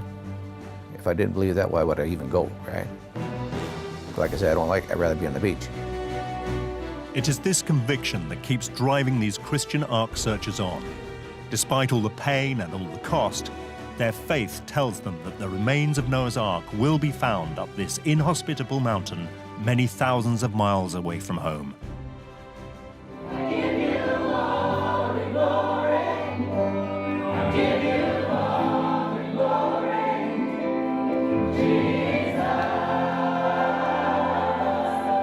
The religious sincerity of Ark searchers like Jim Irwin, David Fassold, and Richard Bright is not in doubt, even to those who do not share their beliefs. Richard Bright is truly searching for something he believes very deeply in. If there's something there, I believe he will find it. When I first met Richard, when he was still trying to convert me, he was always say, "Amy, please open your heart to Jesus. I'm trying to save you before it's too late." But I did say, "Richard, if you find Noah's Ark on that mountain, I'll be a believer." We don't care who finds it. We don't care what mountain it's on. We just want it found because we believe that it does, in fact, still exist. We're almost there. We're almost there.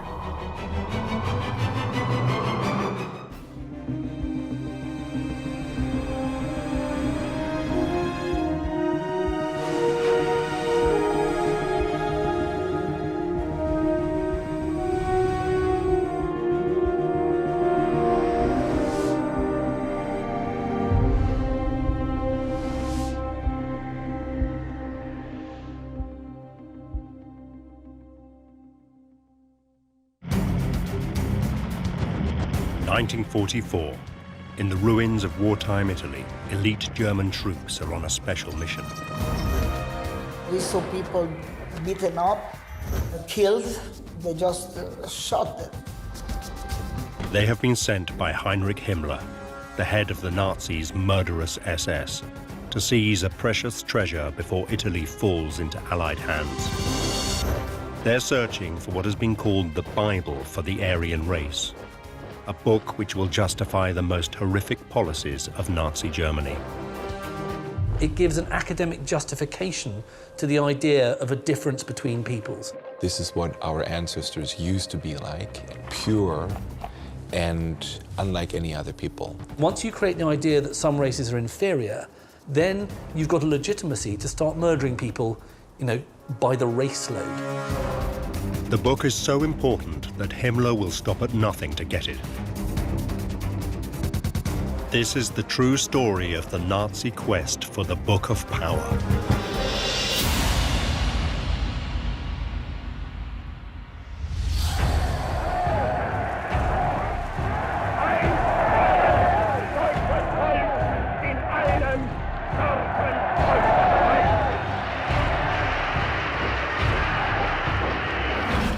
In January 1933, Adolf Hitler took office as the Chancellor of Germany. But his hold on power was not as secure as it seemed. The Nazis had won less than half the popular vote. The nation was divided, and he needed to unite it. You've got, in the middle of the 20th century, a country that only really exists as a concept because it was, until just a few years before, in real terms, just a collection of very, very small states. How do you unite these people? Well, the way to unite them is to create a mythology.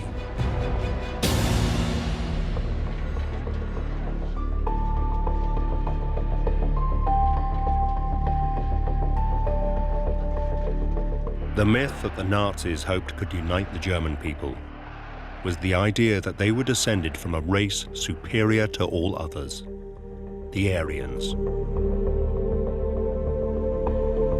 The Nazis claimed that the Aryans had originated from Atlantis, the mythical city first described by Plato as the birthplace of all civilization.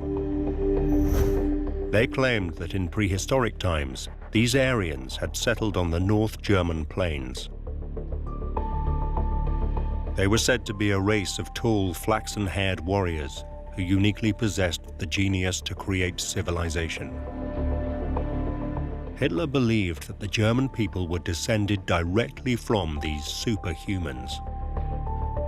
There is this need in the Nazis to demonstrate that they were a kind of cradle of civilization, that they'd been there for a long, long time.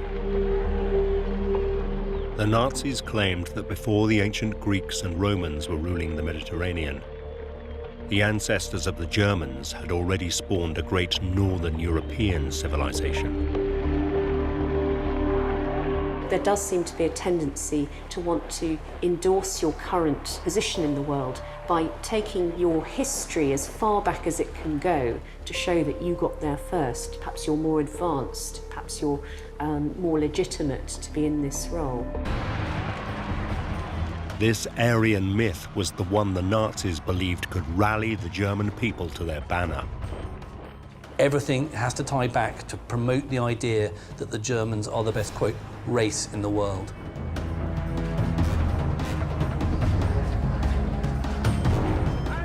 But the fly in the ointment was that there was no proof that this master race had ever existed. But an ancient manuscript was said to exist which supported the Nazis' ideas. It told of a people who lived in Germany thousands of years before, and the Nazis believed that this book would prove all their theories to be true. It was called the Germania and was written in Rome nearly 2,000 years before. In the 1st century AD, the Roman Empire was reaching its height, stretching from Africa and the Mediterranean to the lands of the Britons. But the Germania told of a group of people in the north of mainland Europe who even the Romans could not quell. A people called the Germanen. In 9 AD, one of Rome's most famous generals, Quintilius Varus, led an army of 3 legions to conquer the Germanen.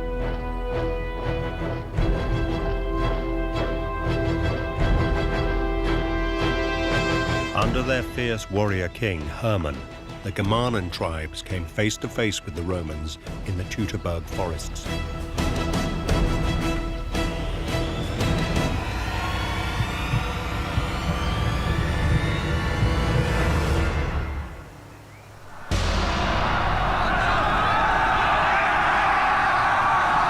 There, they dealt the mighty empire a devastating blow. All 3 Roman legions were wiped out.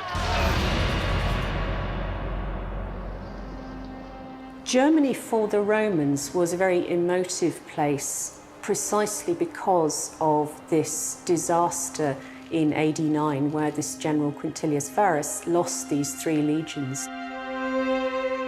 So great was the disaster, the Roman Emperor Augustus conceded that the Germanen were just too ferocious to be quelled. Augustus decided that Germany should not be pushed further as a conquest. And that was a very powerful message to send out to subsequent emperors. It's daunting, it's forbidding.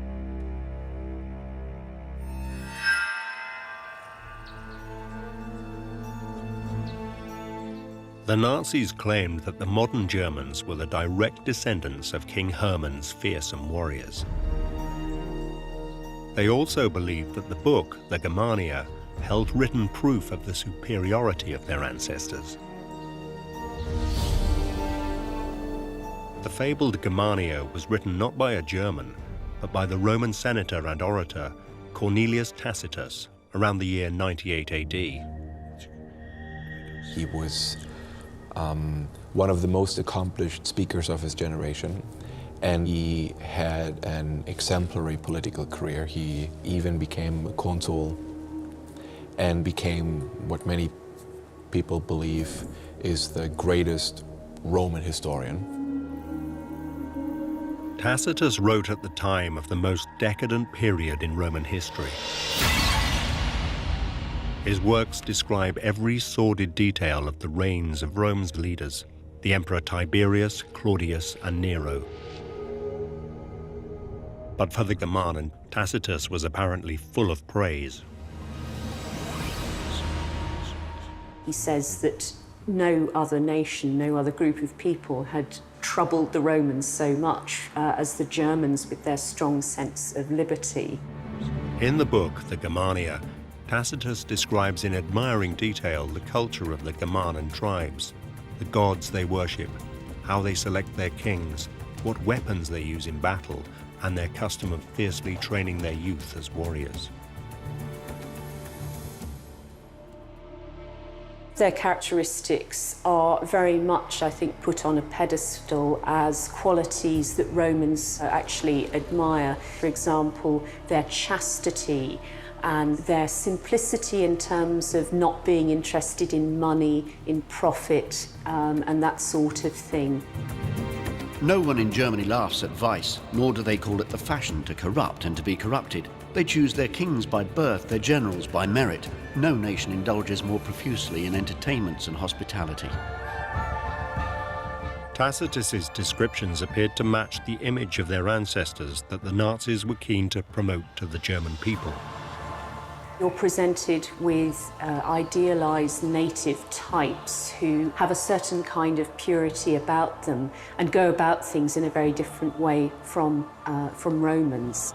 There's this whole tradition of reading the Germania as if it were a glorification of the noble savage. More than that, Tacitus describes the physical characteristics of these mighty Germans. He wrote about how they had fierce blue eyes, blonde hair, and huge frames. In short, they were perfect Aryans. For the Nazis, the Germania was proof that the German people were descended from a mighty race superior to all others, and provided a direct link to their Aryan origins. And the words of Tacitus would resonate with one German in particular.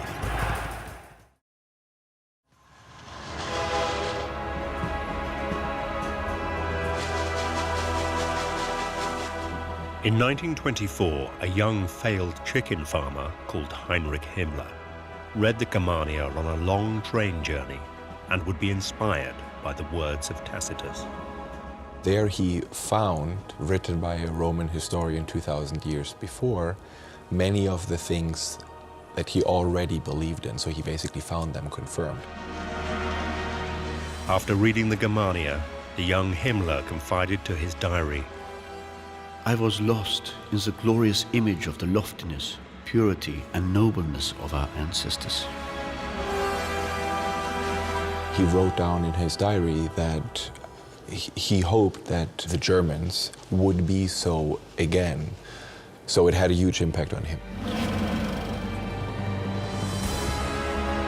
Himmler would go on to become one of the most powerful men in Nazi Germany. Throughout the 1930s, Himmler becomes a very, very key figure in the Third Reich. He's a very underrated figure because he's quiet and unassuming. He looks quite bookish with his little glasses and his short hair, and he's a former chicken farmer, and obviously that's quite funny. But actually, don't underestimate Heinrich Himmler. This is a man, throughout the whole arc of the Nazi regime, is a man who grabs power little by little.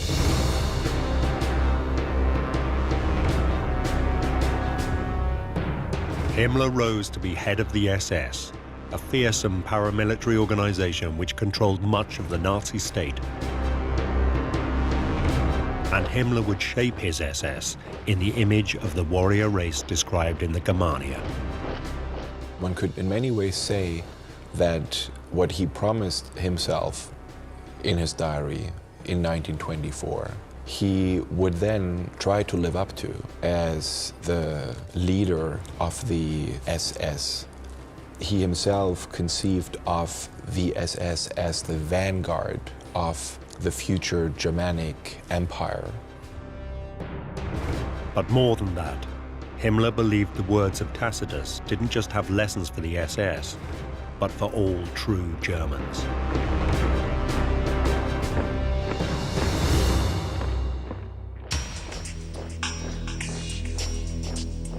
The Germania by Tacitus is referred to as a Bible that every thinking German should possess.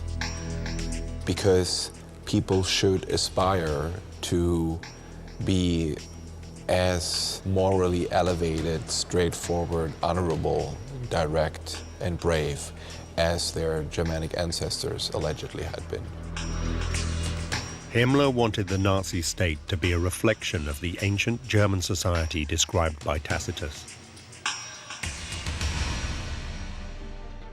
Just as in the Germania, children were taught to swear loyalty to their leader, in this case, Adolf Hitler. The chief fights for victory. His vassals fight for their chief. Students were taught to be like their warrior forefathers, even wrestling and exercising with weapons. Naked youths dance amid swords and lances that threaten their lives. Experience gives them skill, and skill again gives grace. The Honor Cross was awarded to women who bore many children, as this was something much admired in Germanic society. The offspring reproduced the strength of the parents. And in the policy of Lebensraum, German people were told that the lands of neighboring countries, which had once been the home of ancient Germanic tribes, were rightfully theirs. But beyond even that, Himmler would use Tacitus to justify the most evil of all Nazi policies.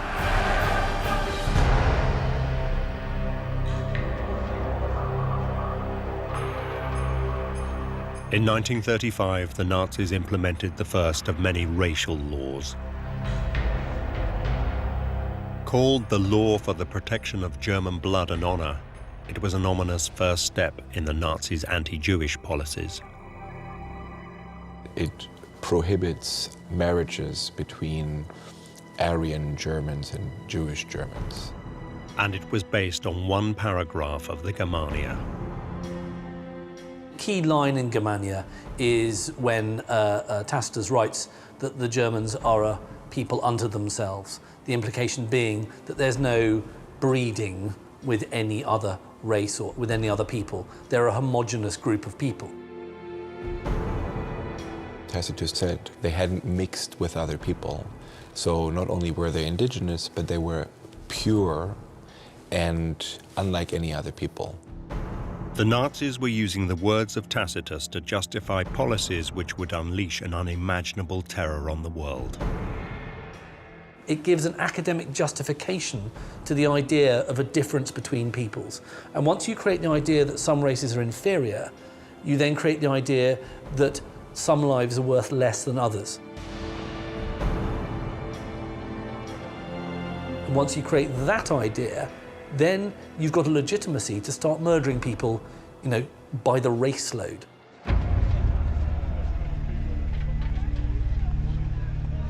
In other words, there is a direct link between their interpretation of the Germania and the Nazi death camps. Because of their understanding of Tacitus, over 11 million people would be murdered in the Nazi genocide.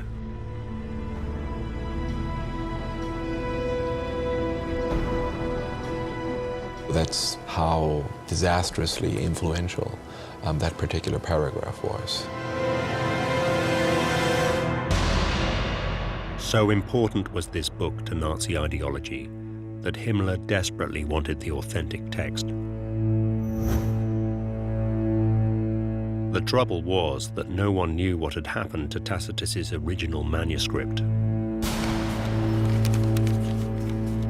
So to find it, Himmler turned to one of the strangest and most sinister branches of the SS.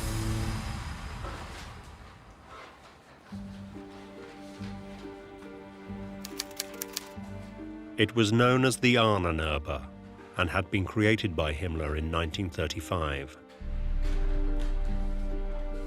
Unlike the Germanic warriors who made up the rest of the SS, the Ahnenerbe was an institution made up of academics.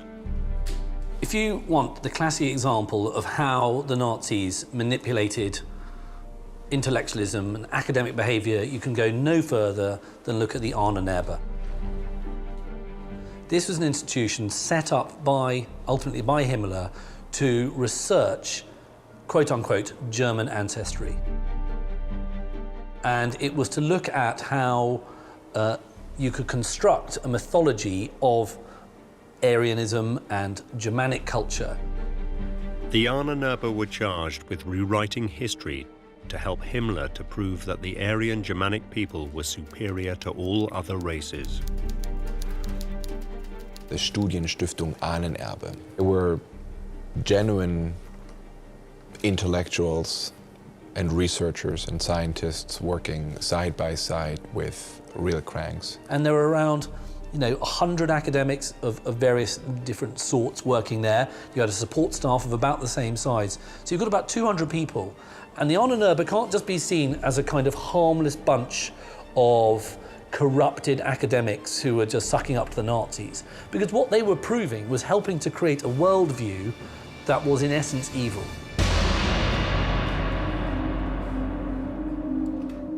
On Himmler's orders, the Ahnenerbe began to search for Tacitus's lost manuscript.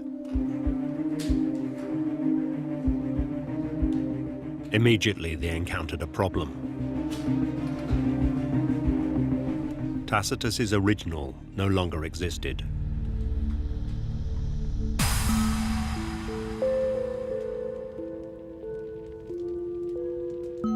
In the collapse of the Roman Empire and the ensuing centuries of the Dark Ages, many precious documents were lost. But a glimmer of hope remained. The Ahnenerbe discovered that the manuscript had escaped the fires of Rome. And at some point in history, a single perfect copy of the original text had been made. But this too was missing. Well, the survival of classical texts is often a very, very random and hazardous business. The fact that we can read the Germania today dates back to the fact that there was this one manuscript which was copied. It was said that a traveling Italian scholar had made this beautiful word-for-word copy of the Germania in a monastery in southern Germany in the mid-15th century. This copy of the Germania became known as the Assinas Codex. And that's the copy that Heinrich Himmler was trying to get his hands on. Because it's as close as you can get to the written account of the Germanic past.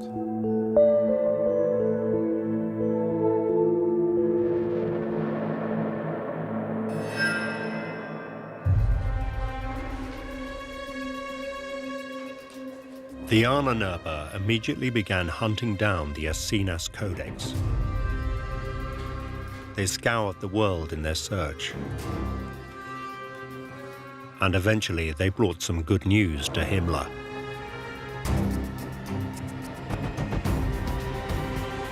In 1936, they reported that the book he so desperately wanted had been found.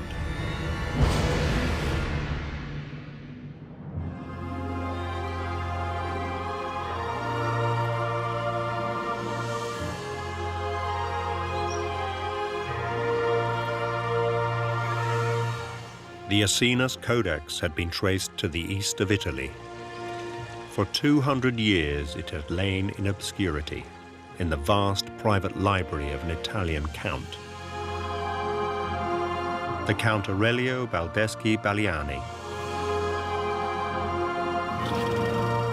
My father was Conte Aurelio Baldeschi Guglielmi Baleani. In Italy, it's a very important title. My father had 3 houses. One is this villa where we are now. The other one is a palace in Osimo. And the other is the palace in Iesi. The Codex Aesinas was stored in the library that they had in the Palazzo in Iesi. People had simply forgotten about it. The Count's libraries contained many other important documents, such as the letters of Casanova and writings by Cicero. So it's fairly easy to see how it would get overlooked. As a result, Count Aurelio Baldeschi Baliani was completely unaware of how important the Assinas Codex was to the Nazis. Tacitus or Zeno's Codex was the most important book to Germany. We really never realized it was such an important thing. It was in this library of the family, and it was not really, nobody knew how important it was. But soon that would change.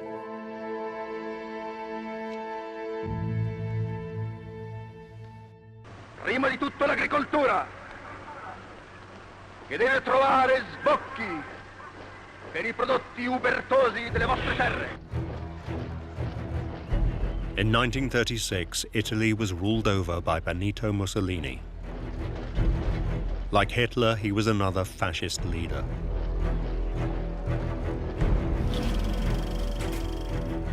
This brutal, populist politician had seized control of Italy in a coup d'etat in 1922 and declared himself Il Duce, the leader. And since coming to power, Hitler, the German Führer, had been carefully courting his Italian counterpart. Now, on Himmler's request, Hitler petitioned the Italian dictator to obtain the manuscript and present it to the Nazi state. It seemed that Mussolini was more than happy to oblige.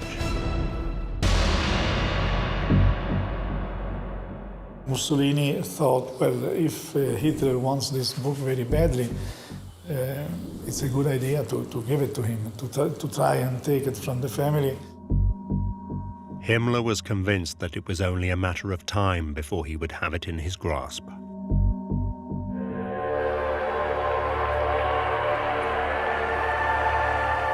He planned a triumphant return for the Germania at the 1936 Nazi Party convention, where hundreds of thousands of party members would be in attendance.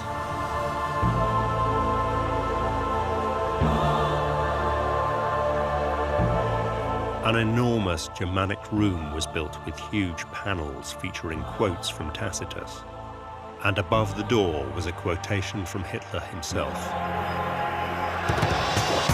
German youth shall know, manly loyalty was the virtue of the old Germanen. The new state is erected upon that virtue.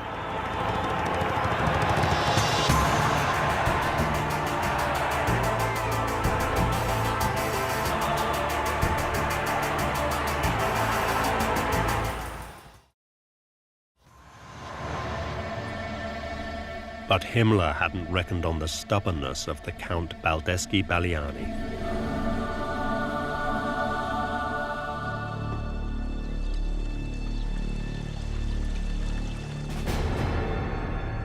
An emissary from Mussolini's government was sent to meet the Count at his villa to request him to give up the Asinus Codex. But the Count Aurelio Baldeschi-Balliani was not used to being bossed around.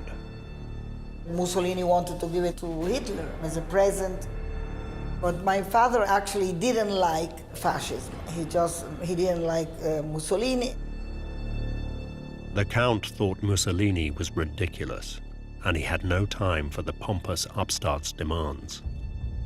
So he refused to hand over the book. He didn't want to make Mussolini too happy.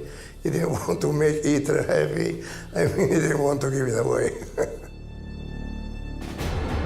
I was always proud of my father for everything. Just to say no and just to be very nonchalant about it. I think that demonstrates courage and intelligence.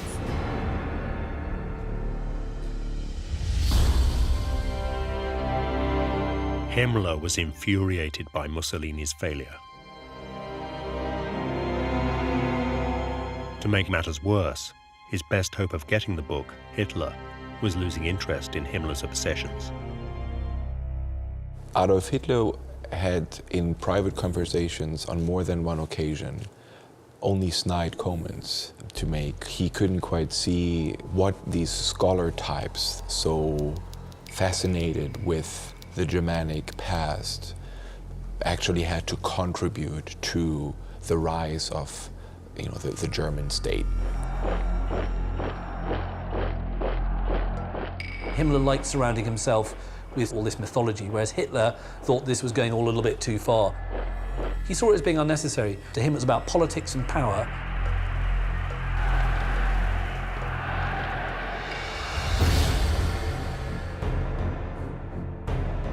But Himmler refused to give up. He continued to put pressure on the Baleschi-Balianis, sending his own emissaries to meet with the Count. The interest in the book was very, very, very strong, and so they made several attempts to try and take this book from us. Finally, after 2 years of mounting pressure, Count Aurelio made a concession. The Germans couldn't have the book, but they could at least have a look at it.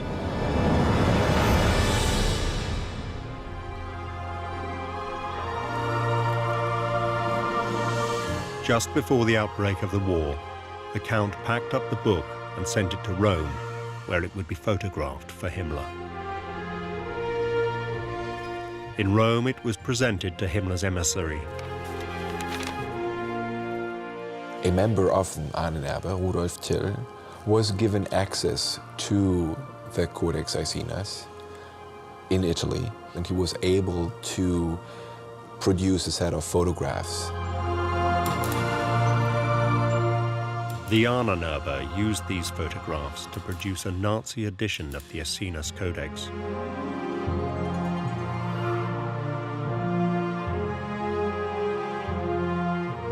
Himmler even wrote the foreword himself. The future will only be granted to those who understand the stock of their ancestry.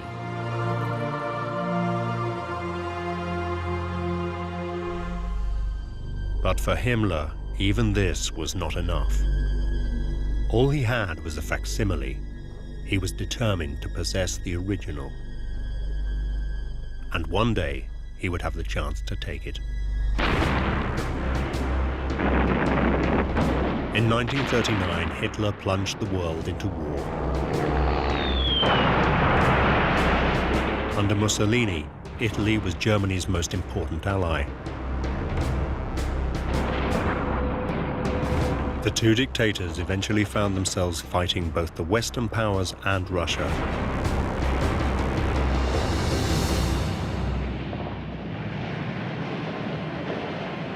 After 4 bloody years, the tide of the war turned against the fascist nations.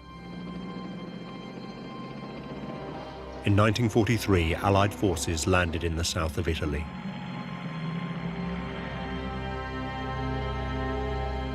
Benito Mussolini was overthrown by an Italian revolt, and Italy switched its allegiance to the Allies.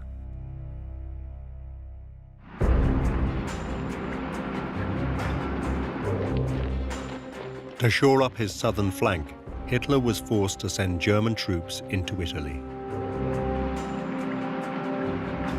Himmler now saw an opportunity to seize the Aesinas Codex from the Baldeschi-Baliani family.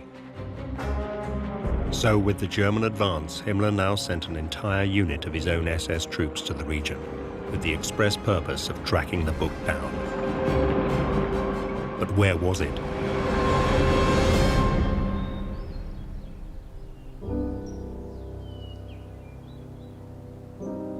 The Baldeschi-Balianis had 3 properties: 2 town palazzi and a country villa. The book could be in any one of them, or none of them. First, Himmler's soldiers were sent to the Baliani's main residence, his villa outside the town of Iesi.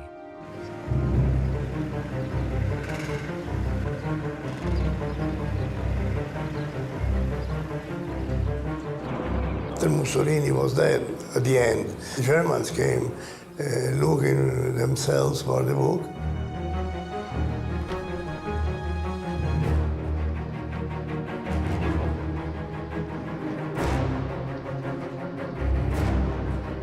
But they found the villa empty.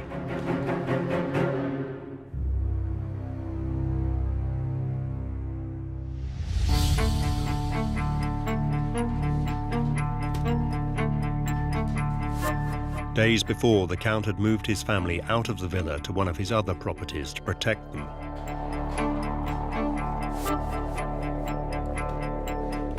But Himmler's troops did discover one thing. The Count's servants had taken everything of value from the villa to another of his properties, his palazzo in the town of Jesi, only a few miles away. The Count's treasures had been smuggled out in agricultural carts, hidden from the Germans beneath piles of farm produce. There were many cars that were going at that time in the center of the town of Jesi, so lots of things were hidden under the wheat and under the grapes. Could it be that the Asinus Codex was among the valuables?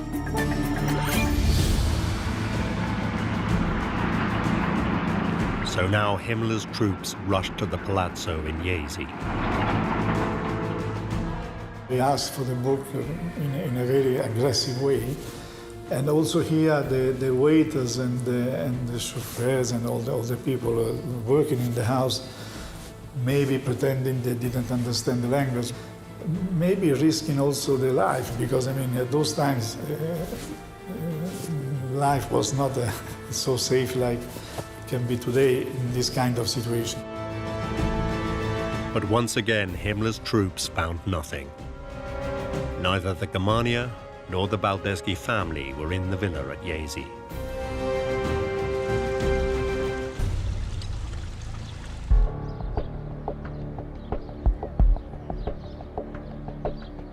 Himmler's SS now turned their attentions to the third of the Count's properties, another palazzo 30 kilometers away in the town of Osimo. My family, they all moved to Osimo. They moved there because they were thinking that it was more safe. From their hiding place in Osimo, the Baldeschi-Balianis witnessed the horrors of life under the Germans. My brother and I used to look from the window and were really petrified because we saw people beaten up, killed. They just shot them. And so that was really a very, very horrible thing to see. And my parents didn't know we were seeing it, but I mean, children, you know, they climb up in a window and look down.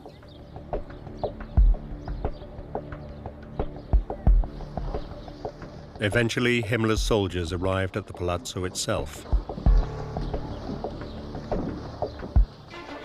It was all locked, the house. They knocked at the door. They were knocking at the door. I remember this very vividly, and I remember how scared we were that they could break down the door and take my father and kill him.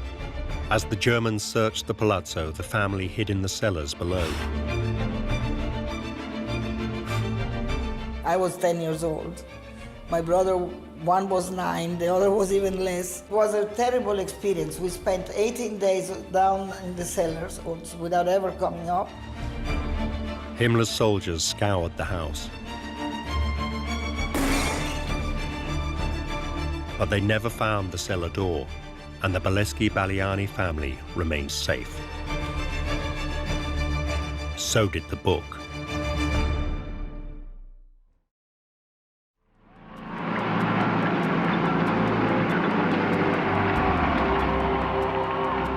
May the 8th, 1945 brought an end to 6 years of war in Europe.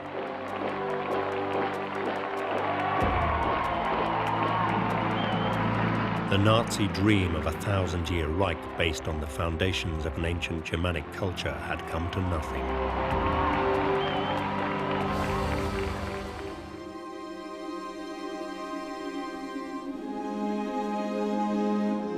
With the war over, the truth about the elusive Asinus Codex would begin to emerge. Did this book really justify the Nazis' murderous policies? And anyway, where was it?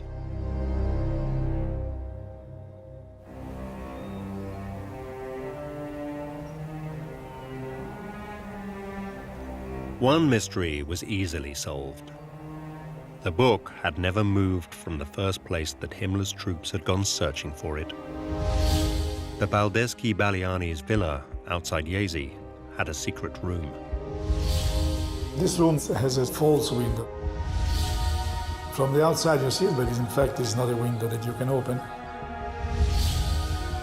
The room with the false window had a hidden door, concealed by a wardrobe. The door that was already a safety door by itself was also protected by furniture. So that you could even see the door. Behind the wardrobe and the hidden door sat a simple chest. Inside this room there is this cassaforte, we say in Italian. Usually you keep laundry inside. Concealed inside a pile of laundry lay the thing that had so obsessed Himmler. Tacitus's Germania.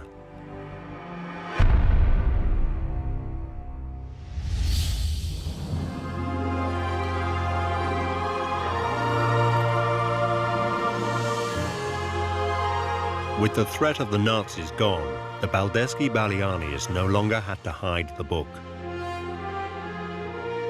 The Italian government now recognized it as a national treasure, and the Baldeschi-Balianis would display it with pride in their library in Jesi for the next 20 years.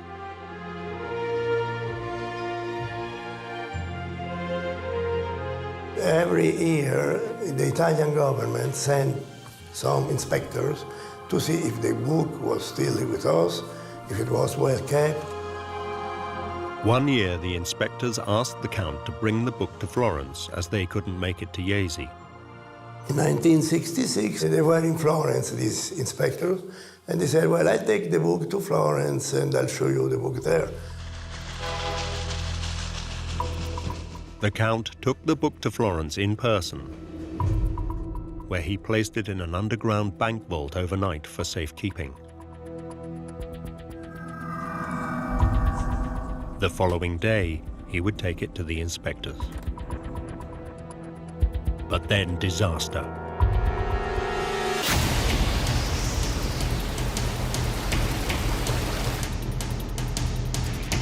That was the night of the flood in Florence. November the 4th, 1966, saw the worst flooding in Florence's history. And water found what Himmler never could.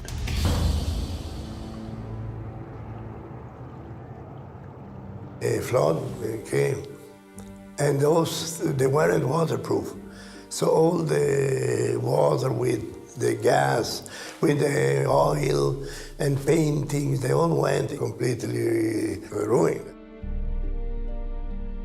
This manuscript was ruined for the first 2 or 3 pages, and the last 2 or 3 pages, it was seriously damaged.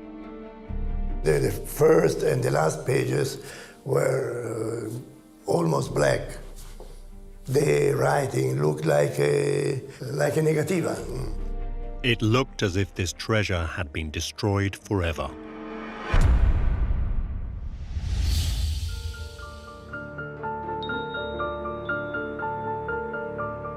Months of costly and painstaking restoration followed, and the damage of the flooding was undone.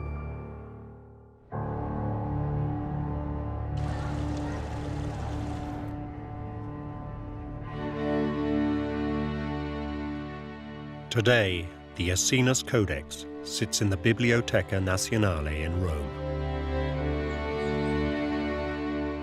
After nearly 200 years of holding the book, the Baldeschi-Baliani family had decided that the Essenes Codex should be available for all to see. Little by little, we decided that this book was better if it was kept in a public place. And so then we gave it to the state, and it went to Rome, to the National Library in Rome.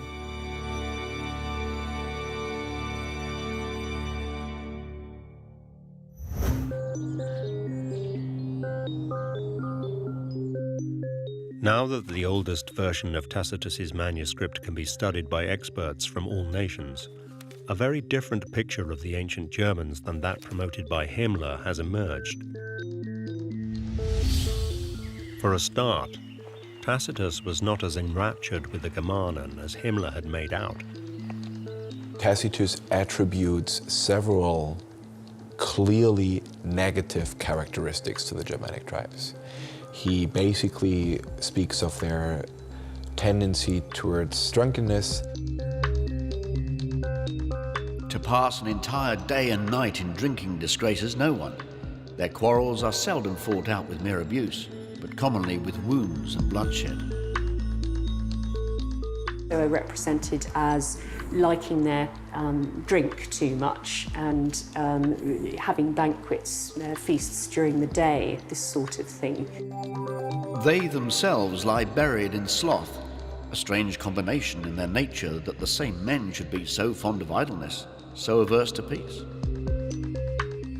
He explicitly writes about their almost addiction to gambling. He also comments on what he describes as a form of laziness, basically. They pass much of their time in idleness, giving themselves up to sleep and to feasting, the bravest and the most warlike doing nothing. A sort of simple society, but one which has its flaws.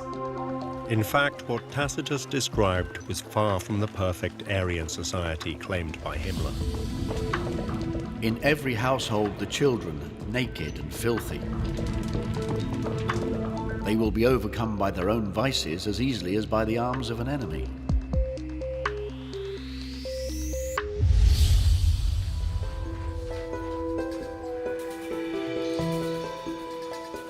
It has become increasingly clear that the Ahnenerbe had only taken from Tacitus what they could use to support Himmler's theories of Germany's noble Aryan ancestors.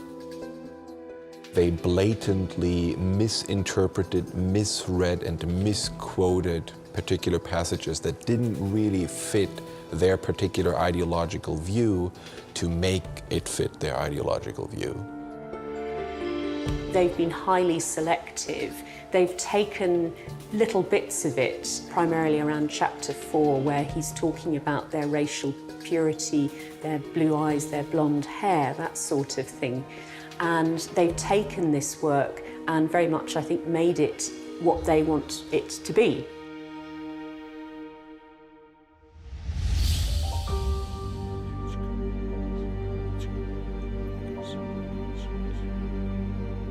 And the Nazis had chosen to keep hidden another key fact about Tacitus. He had almost certainly never even seen any of the Germanen he was writing about, and had no real evidence for his statements about them.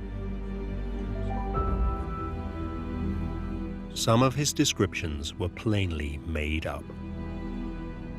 By the end of the monograph, you have this fantasy, bizarre sort of image of people with human faces but the bodies of animals. So it begins to enter the world of the fantastic. So you have to be wary of that when you're reading these texts.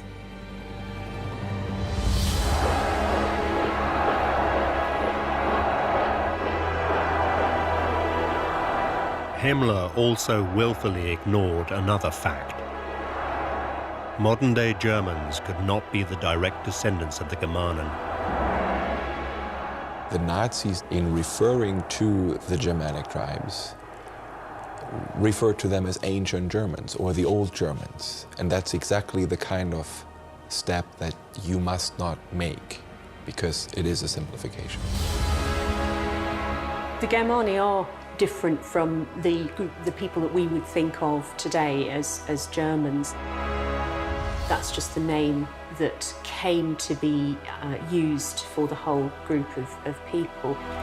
They misidentified the German ancestors with the Germanic tribes that Tacitus describes, so you simply can't say that the Germanic tribes were the German ancestors. The truth was that Hitler's Germans were descendants of many different peoples, not a single ancient tribe. There was no German nation, and the whole tribal situation changed dramatically several times over the following centuries. So you can simply say, those are our ancestors. But Himmler was unconcerned about the truth of what Tacitus really said and the truth of the origins of the German people. He desired the Asinus Codex to help promote the vicious and racist policies of the Nazis. And the tragic fact is that even without ever laying his hands on the original, he was still able to use the words of Tacitus to aid the Nazis in their murderous policies, which resulted in the death of millions.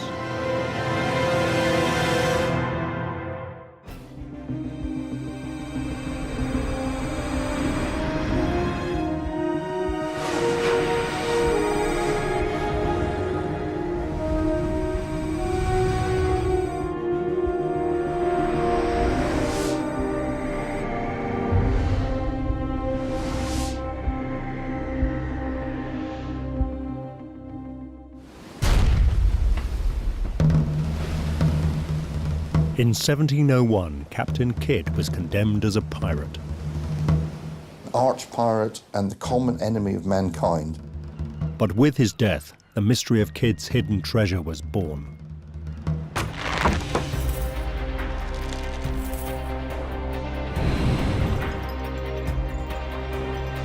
Kidd was the only one who actually buried his treasure.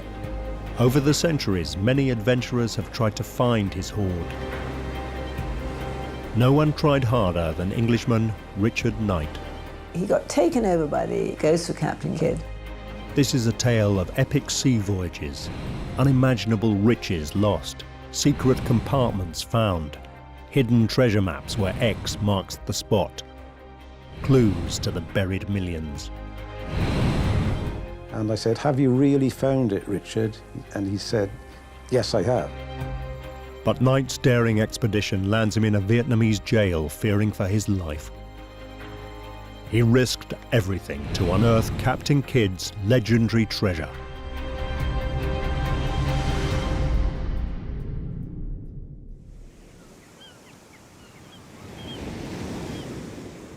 Richard Knight was an unlikely treasure hunter. He was born in a quiet English seaside town, but he was destined not to lead a conventional, quiet life. He was a curious figure, Richard Knight. I mean, he was not like many people you meet these days. You may perhaps have met them in the 19th century, but I don't think you met them in the 20th century, and probably even less now.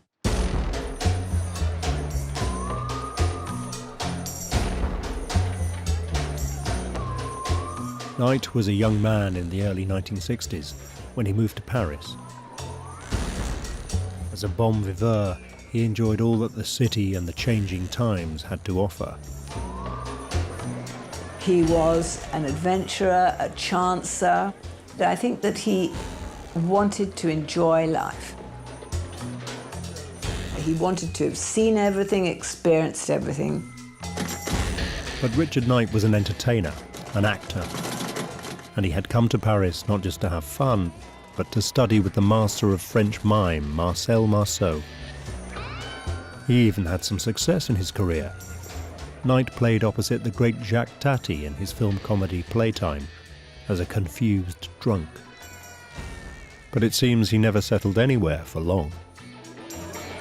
He was happiest with the rucksack on his back. He was always footloose and fancy-free. By 1978, Knight had travelled to Hollywood in an attempt to further his career as an actor. He never imagined his life was about to be given an entirely new direction. Not by a casting director, but by the actions of a man 300 years earlier. Captain William Kidd. Suddenly he was inhabited by the ghost of Captain Kidd, another chancer from a much earlier century. And that's what I think happened to Richard. He got obsessed by the ghost of Captain Kidd. Richard Knight was a voracious reader, and the books in the UCLA library drew him deeper and deeper into the extraordinary story of the infamous pirate. A tale of hardship and ill fortune, full of surprises.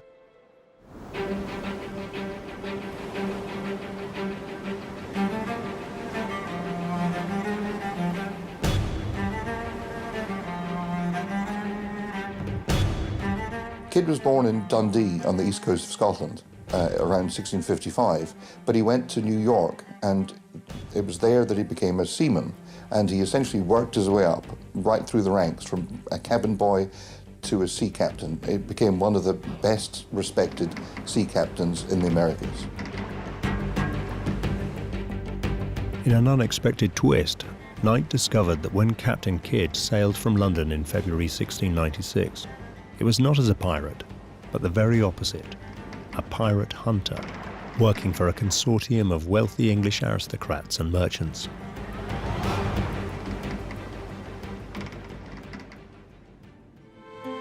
Britain's flourishing economy was largely built on trade with India. The ships of the British East India Company had been making huge profits, but the company had a growing problem: pirates.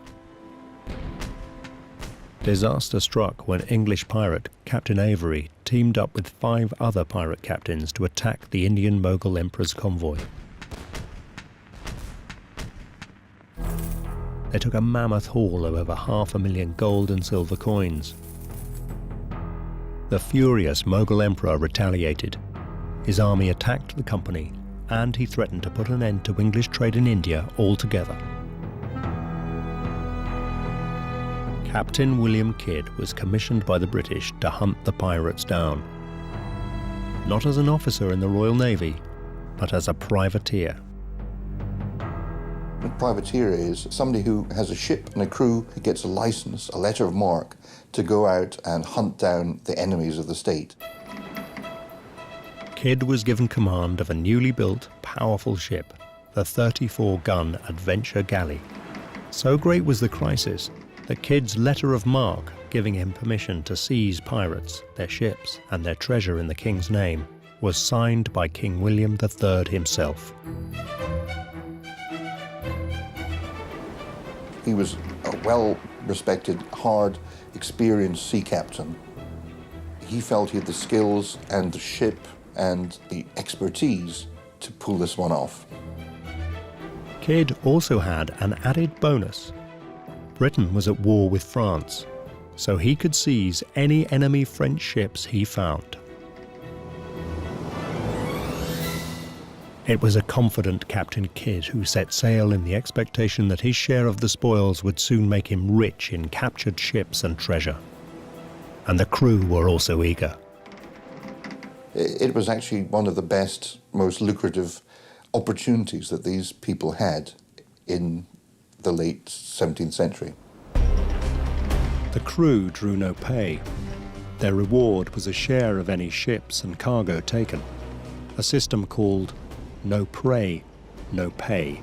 Captain Kidd's 18-month privateer cruise was expected to pay from £500 to £3,500 per man, when the wage of a merchant seaman was just £45 a year. An average seaman could actually make a small fortune from one good prize, one very lucrative prize. His normal cut would be enough to probably set himself up in business. He could buy a tavern, he could buy a farm, but essentially it was the big payload available to the late 17th century seaman.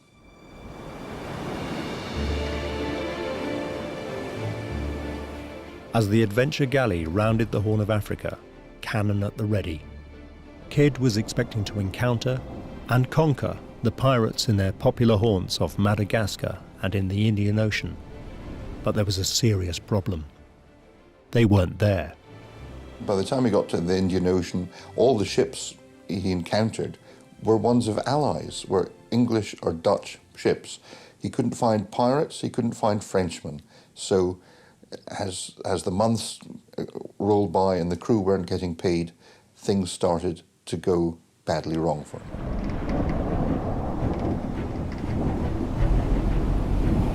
At the end of their planned 18-month cruise, not a single pirate ship or substantial French prize had been taken. The rebellious crew wanted to raid the next ship they came across. Any ship. They wanted to turn pirate. When the crew knew they only earned money by taking other ships, they tended to take ships that maybe they shouldn't have. The Adventure Galley had been at sea for 2 years with little to show for it. The crew took to torturing prisoners to find cash aboard any ships they encountered. Damning accounts from southern African ports where these ships fled began to arrive in London and New York. Captain Kidd was labelled pirate, and that meant the death penalty at the end of a rope.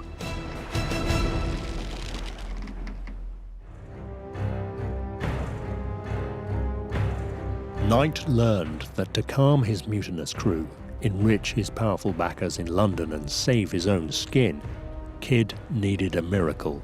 One big ship, pirate or French, loaded to the gunwales.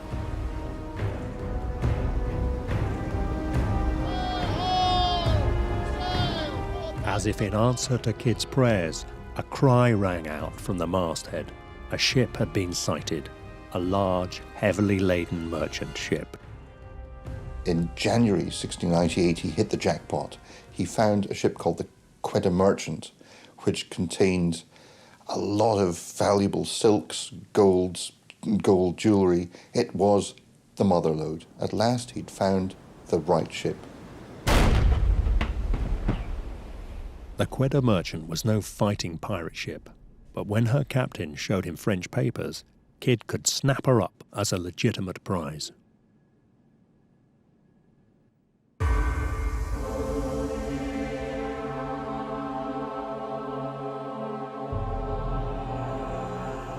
The riches aboard the Quetta Merchant are well documented. On board were pounds of gold, silver and jewels, as well as bales of fine silk and opium. Valued at up to £400,000 at the time, over £60 million today. Kidd's hunt for treasure was over. Now he could return home to New York in triumph to remove the stain on his reputation that he had turned pirate. But what seemed to be Kidd's salvation turned out to be a disaster.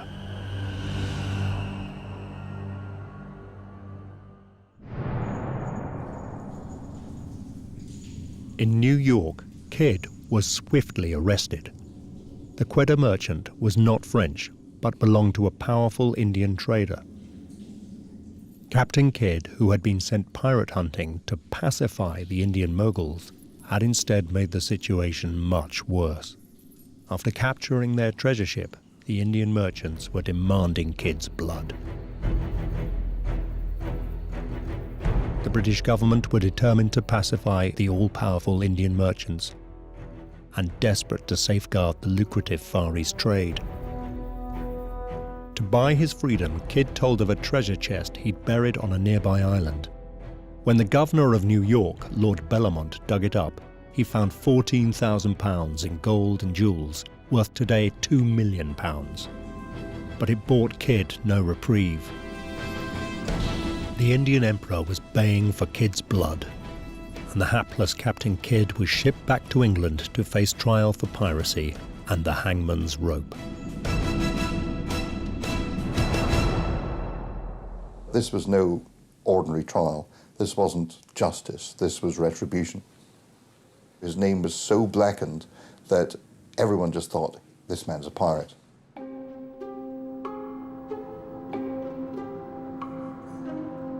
Kidd's big mistake was to fail to copy the French pass he was given when he captured the Quetta Merchant.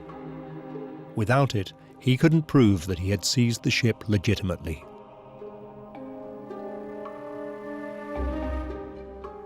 Now, at trial, when he needed it most, the French pass was nowhere to be seen. The crucial piece of evidence, those French passes, which proved that he'd been behaving legitimately, had mysteriously disappeared. So he was essentially hung out to dry. And Kidd faced not only a trial for piracy.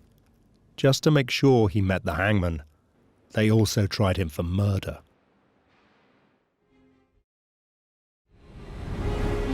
In the darkest days of Kidd's voyage, when he was struggling to contain his rebellious crew's piratical exploits, a fatal incident occurred. The Adventure Galley encountered a Dutch ship, a British ally, and when Kidd refused to attack her, the crew were close to mutiny. The gunner was the ringleader of a rather mutinous group of the crew who just wanted to capture it and ransack it. And that's when Kidd came to blows with the gunner. Kidd, in his rage, grabbed an iron-bound wooden bucket and swung it at the argumentative gunner. The pail struck the gunner in the head, knocking him unconscious. Kidd had quelled the mutiny, but next day, the gunner died. Killing a gunner is not a normal step for a sea captain, but in the instance of mutiny, those things are acceptable. And while Kidd knew he'd gone pretty far, he certainly didn't expect to be accused of murder for it. In court, 2 of Kidd's former crew were given an amnesty to turn against him. They declared on oath that Kidd's fatal attack on the gunner had been premeditated murder. The whole thing was just raced through so that they wanted a verdict, and they wanted one particular verdict, which is Kidd had to hang. On the 9th of May 1701, Captain William Kidd was sentenced to be hanged.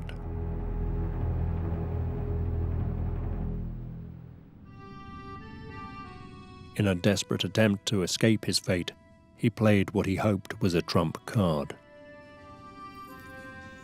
From his cell in Newgate Jail, he wrote a pleading letter to the government bargaining for his life.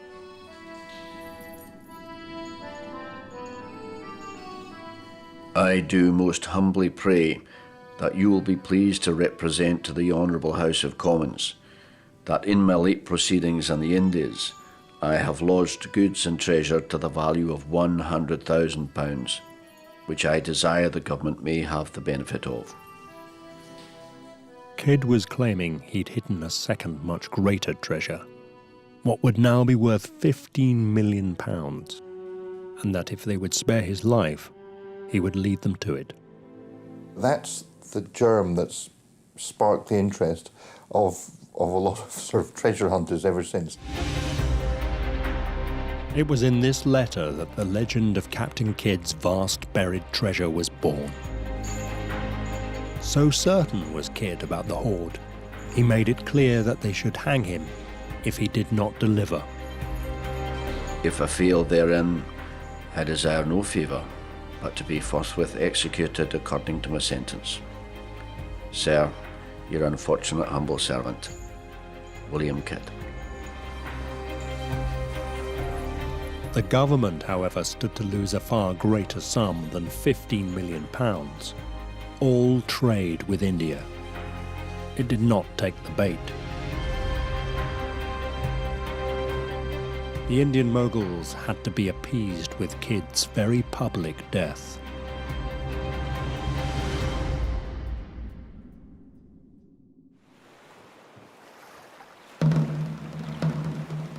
Under the rules of the Admiralty, Captain Kidd was taken onto the Thames foreshore at Wapping, London, between the low tide and the high water mark, to be hanged.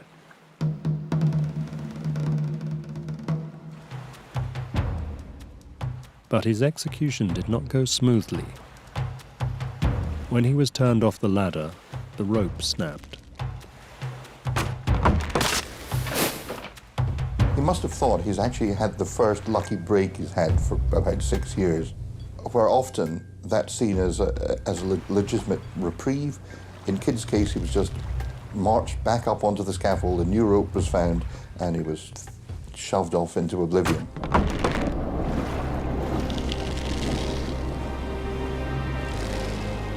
The Admiralty, however, did not consider merely hanging pirates enough of a deterrent. Kidd's body was chained to a post in the Thames until the tide had washed over it 3 times. The body, painted with pitch, hung for over 2 years in a gibbet by the Thames estuary as a warning to passing sailors not to turn pirate.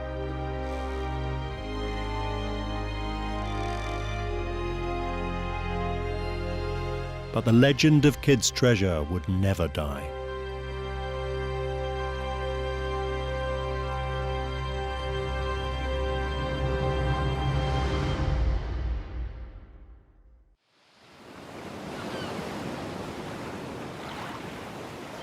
Almost 300 years later, in Santa Monica, on the coast of Southern California, Richard Knight was hooked by the mystery of where kids' treasure lay buried. And he was determined to find it. Knight launched his treasure quest from the University of California, Los Angeles Library. From that moment on, his life was changed forever. He got this idea, this obsession in his mind, and from then on he focused on it. Richard was a fairly rare character in that he really wasn't interested in money. He talks about the value of kids' treasure and being millions and countless millions, but I think it was the attraction of the adventure to him. As Knight investigated, he found that others had dreamed of finding Kidd's treasure. And like them, he discovered that Kidd had left behind a trail of clues.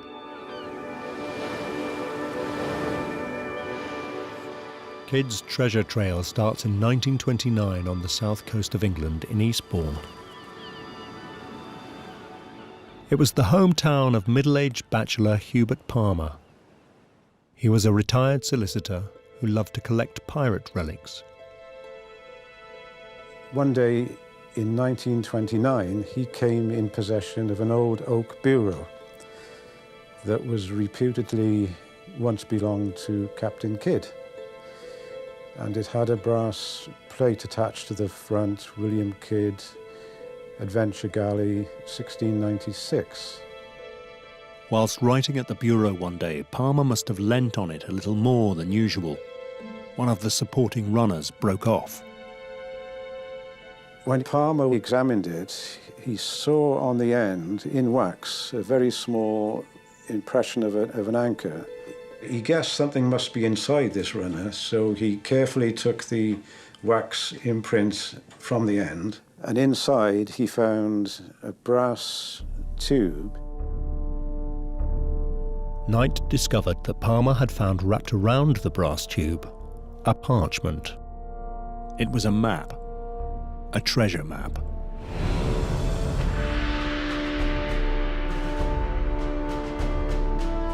On it, X marked the spot, just as in the story Treasure Island. But there was more.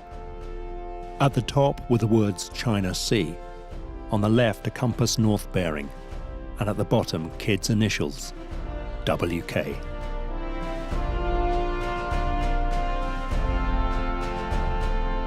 Palmer immediately suspected that this possibly was the hiding place of Kidd's treasure. But of course, there was nothing on the chart to say where it was. Far from telling Knight where Kidd's treasure was, Palmer's chart left him with a fascinating glimpse of a mystery. His head buzzed with questions of how to solve it. Fortunately, in the 1930s, Hubert Palmer had uncovered more clues. After that, Palmer devoted a lot of his time and energies to advertising for anything to do with Kidd. Any relics, any chests, boxes, anything. Hoping to find further evidence of where this island might be. Knight learned that Palmer advertised for any objects belonging to Kidd, and slowly he found them. 3 years after Palmer found the oak bureau, he was offered this chest. The chest came from a nautical man, Captain Morgan, who claimed descent from notorious buccaneer Sir Henry Morgan. Another of his light-fingered ancestors had been jailer at Newgate Prison, and when Kidd was hanged, the jailer took the chest. He could see inlaid in brass on the top of the lid a skull and crossbones and the letter K. On opening the chest, he was amazed to see inside, attached to a false bottom, plaster cast skull fixed to a plaster cast Bible. It is believed the skull was there for the crew to swear allegiance to the captain or the crown, hand on the skull with the Bible in the hand. Disappointingly, the false bottom was empty, but there was something else mysterious there. When Palmer turned the board over, he discovered a mirror. What was it doing there? Palmer examined the beading around here and discovered that this particular part of the beading quite easily came off. He was then able to slide the mirror and out like that. And lo and behold, to his great excitement, there was another chart.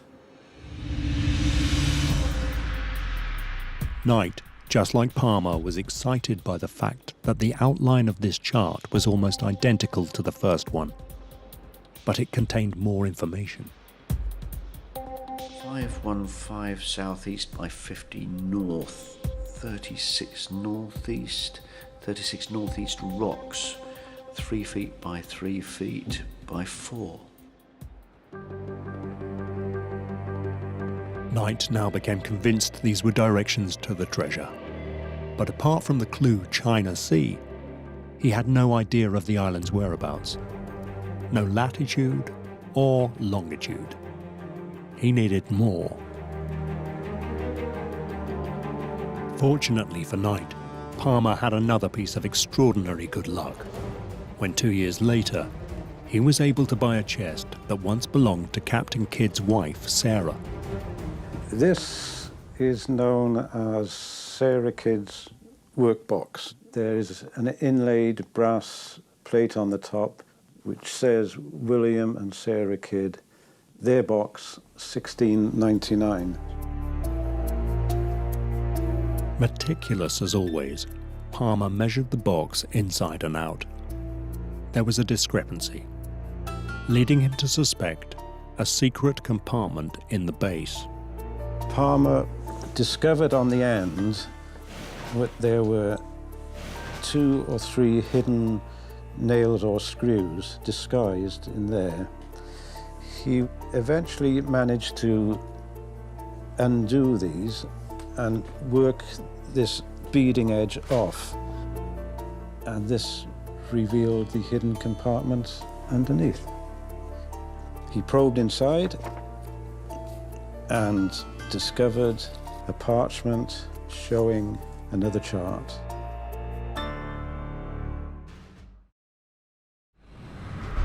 This chart was more detailed. Knight first tried to decipher what had to be Kidd's own writing around the map's edge. After much puzzling, he had it. 360 yards, veer right, north, 3 stumps, 87 feet from the centre of triangle in left rocks, 98, 20 feet east of skeleton of Lieb. The final word remained a mystery, but Knight knew these were more detailed instructions of where to find the buried treasure.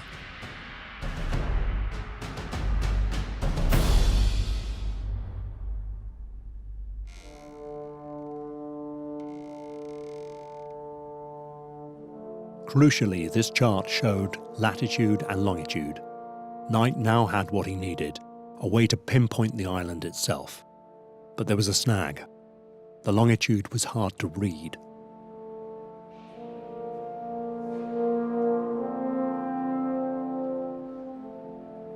If the longitude was read as 3130 east, that put the island in the Sudan. Perhaps the mark before 31 could be a figure 1. But 131.30 east put the island 200 miles off the Philippines in open ocean. Knight realized there was a fundamental problem with the longitude.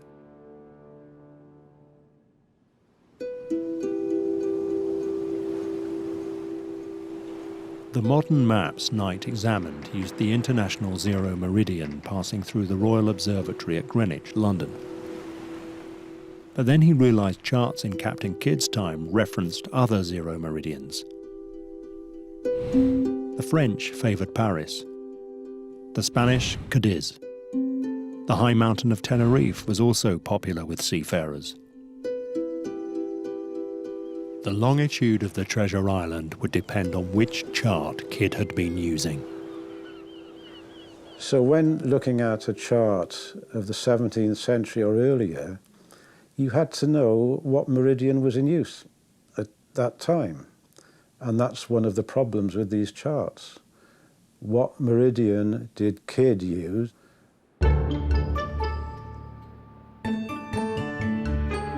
Richard Knight began to study atlases from the 16th to the 18th century.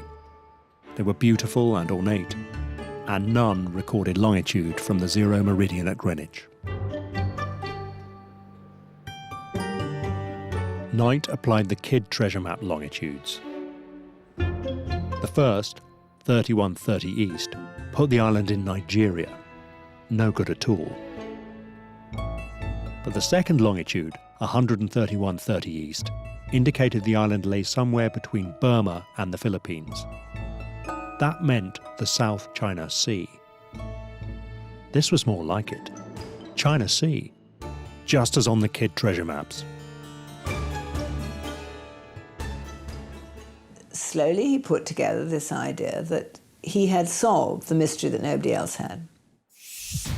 Knight now consulted chart after chart, scanning thousands of islands, looking for an island that matched the old parchments.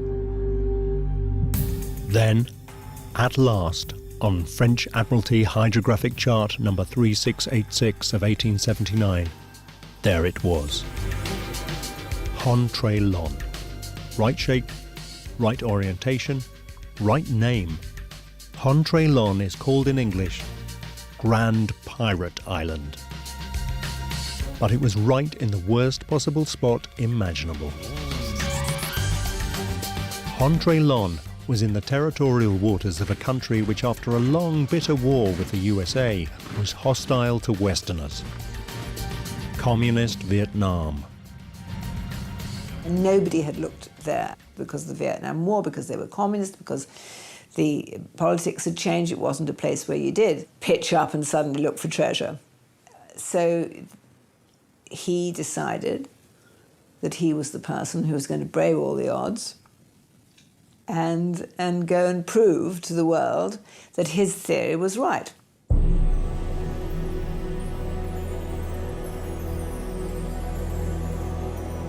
International treasure hunting is an expensive business. Knight, looking to fund his expedition to Kidd's forbidden treasure island, set out his stall in Sydney, Australia. Using all his skills as an entertainer and storyteller, he tried to lure wealthy Australian businessmen into his romantic quest. Of course, he was always on the lookout for a backer who might help. So, he used to pick up these extraordinary figures, go off with them, trying to persuade them that to come in with him to this sort of madcap mission. Slowly, Richard Knight managed to draw together a small group to buy into his dreams of treasure. But his charm would never convince the Vietnamese government to let him go on a treasure hunt. He would need a cover story. To explain his need for a metal detector without arousing suspicion, Knight and his backers decided to write asking for official permission to prospect for minerals. On a business letter headed the Australian Pacific Geological and Mining Company, they made their pitch, ending, hoping we may have your favourable consideration to this application, as we believe that it may have considerable interest and potential benefit to the Socialist Republic of Vietnam. It didn't work. There was no reply from the Vietnamese. Knight decided through a travel agent to simply ask to visit Hon-Tre-Lon as a tourist.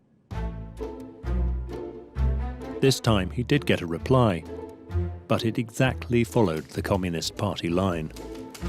We regret the areas you have stipulated in your request are not now possible to visit. Only published areas through our approved agency in Australia possible. The political climate of the Cold War left no legitimate way for Richard Knight to get to Hon-Tre-Lon. Gradually, his backers backed away. And so he was now left on his own. And all his backers dropped out. And rather than say, you know, well, I'm not going to do this until I've got it properly organised, he thought, well, what the hell? I'm going to do it myself. By June 1981, Richard Knight had decided that the only way to reach his treasure island was to mount an illegal expedition. The first step of his personal invasion was to get as close to Vietnam as he could. He decided to base himself in Bangkok, Thailand. But this was still over 300 miles by sea from Hon-Tre-Lon, a very dangerous voyage. Finding a boat for hire that was large enough but inconspicuous enough to sneak him within striking distance of Hon-Tre-Lon would be tricky. On top of that, he had to find a willing crew. I think Rich found it difficult to persuade totally legitimate, solid citizens to go in with him because of his nonchalant character, his habit of whizzing off and disappearing, or not being totally practical, perhaps, or they came to that view. And so he was thrust on unusual characters like himself. Knight now took a leaf out of Captain Kidd's book, offering a share of the treasure. But still, he could induce no one to volunteer for such a risky voyage. Then a friend introduced him to a fresh-faced 18-year-old American, Fred Graham. But in the end, he found, you know, the perfect person, really, a young photojournalist who also wanted an adventure. Fred Graham had left home in California with a new camera to become a war photographer. But with no experience, he couldn't break into the profession. He was at a dead end, and Richard Knight's treasure hunt offered just the kind of excitement he was looking for. Knight offered him 15% of the treasure. Graham negotiated his share up to 40%. They had a deal. But just like Kidd's crew, if they found no treasure, he would get nothing. The decision to go with Knight would cost him dear.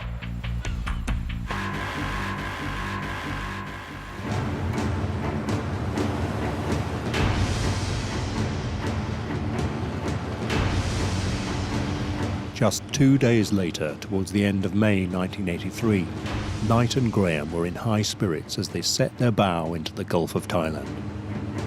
Knight had persuaded a local crew to accept his bizarre charter, and they were off on their adventure to unearth the legendary treasure of Captain Kidd. It took several days and nights to reach the island Knight had picked out from the old charts. But fortune seemed to smile on the voyage. The Gulf was the haunt of real 20th century cutthroat pirates. Knight and Graham were well equipped for treasure hunting with a metal detector and digging equipment, but not for rappelling boarders. But they passed through without incident.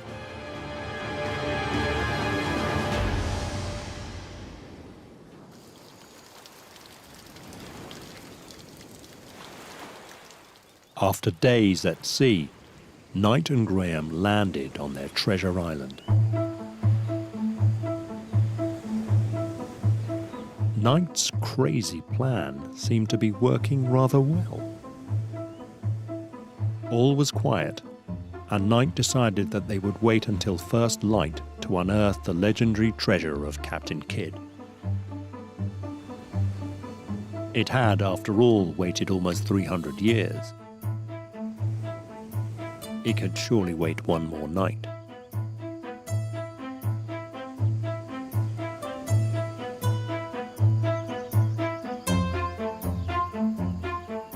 But what he didn't know was they'd been seen.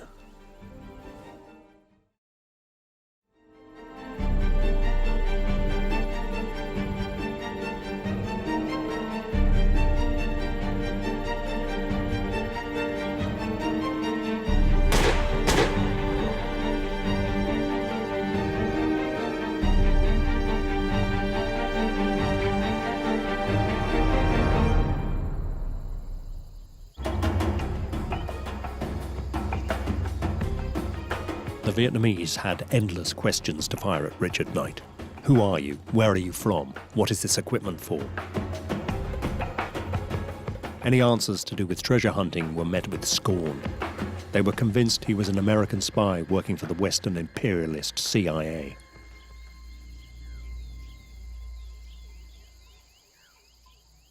Knight and Graham were imprisoned in rat and cockroach-infested cells, separated in solitary confinement. If Knight couldn't overturn the spy story, he faced a similar fate to Captain Kidd. Execution. Again and again he was interrogated. Again and again he had another confession to sign. What he told them of his globe-trotting acting career was to them an elaborate cover story. What is all this equipment for? Who, they kept asking him, was his contact in the British government? Richard Knight didn't have a contact in the British government. He wished he had. Not a soul even knew he was missing, let alone where he was and the danger he was in. Captain Kidd at least had treasure to bargain with. Knight had nothing. More than once, when the militia took him from his cell, Knight believed that he was to be shot.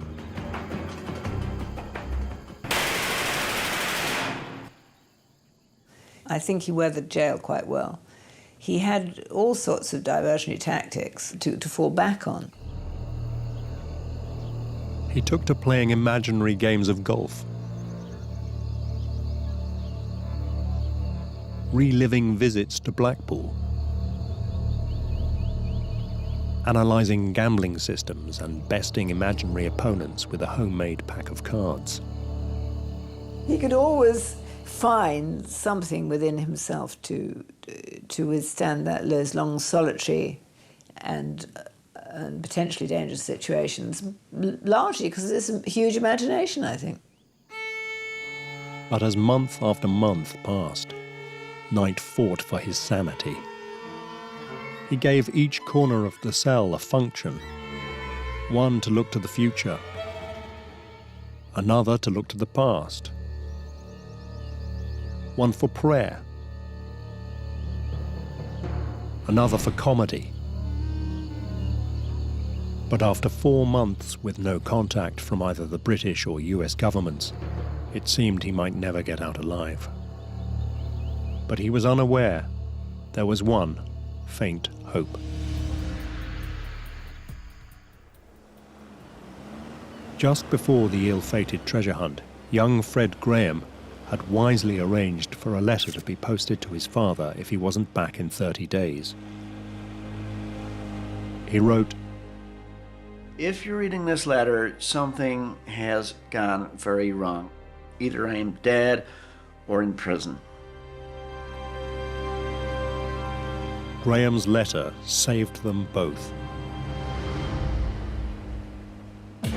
With the news that Knight and Graham had gone to Vietnam, the British and US embassies launched investigations.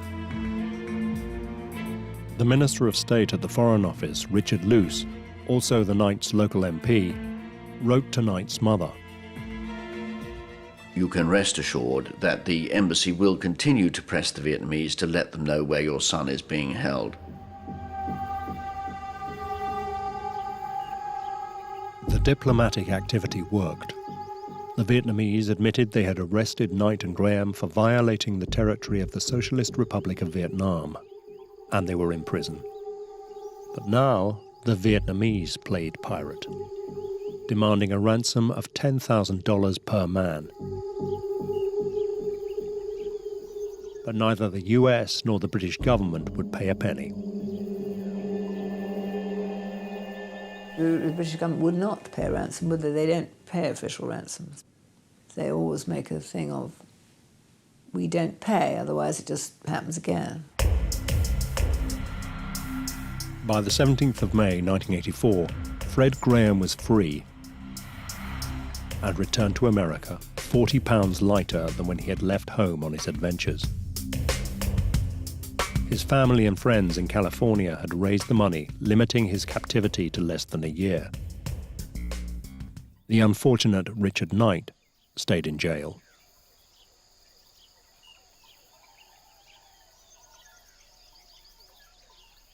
The British vice-consul in Hanoi wrote to Knight, I know that Frederick Graham's departure must have left you feeling depressed, but please be assured your mother and friends are still working hard to raise the money to pay your fine.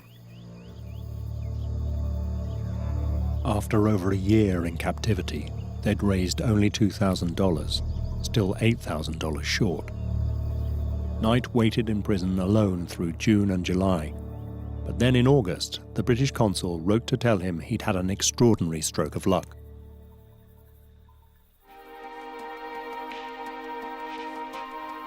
A particularly generous offer from a British citizen living in California means that the balance of the fine is now available. In early August 1984, Richard Knight received the greatest treasure of all.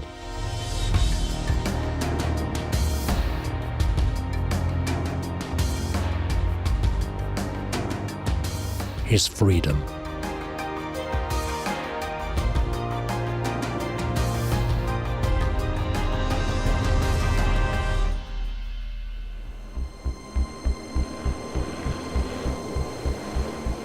In the years that followed, Fred Graham's thirst for adventure remained unquenched. He succeeded in working as a photojournalist, and also, ironically, for the CIA during the US war in El Salvador. Now, he is an author of political thrillers. But Richard Knight never stopped looking for the treasure. He doesn't seem to have regretted having done this, or having done it in this harebrained way. And he never lost the dream. I know he didn't lose the dream because, you know, when I last said goodbye to him, he was off back to China to find a backer to go and pick up the treasure. Knight, stranded in China, out of funds and out of luck, telephoned a stranger for help, fellow treasure hunter George Edmonds. Well, what could I do? I mean, he needed money to get out. So I agreed to send him some money if he agreed to tell me the true story. And I said, have you really found it, Richard? And he said, yes, I have. Edmonds never saw Knight or his money again.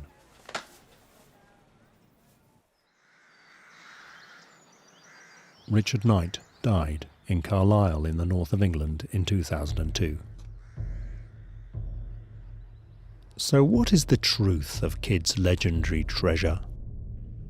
There's no doubt that he did bury a chest containing £14,000 that was dug up at the time on the orders of Lord Bellamont, Governor of New York. But what of Kidd's claim to have had a further £100,000 hidden away? The question is, of course, was Kidd 100% truthful about how much shiny gold and jewellery he actually found and hid?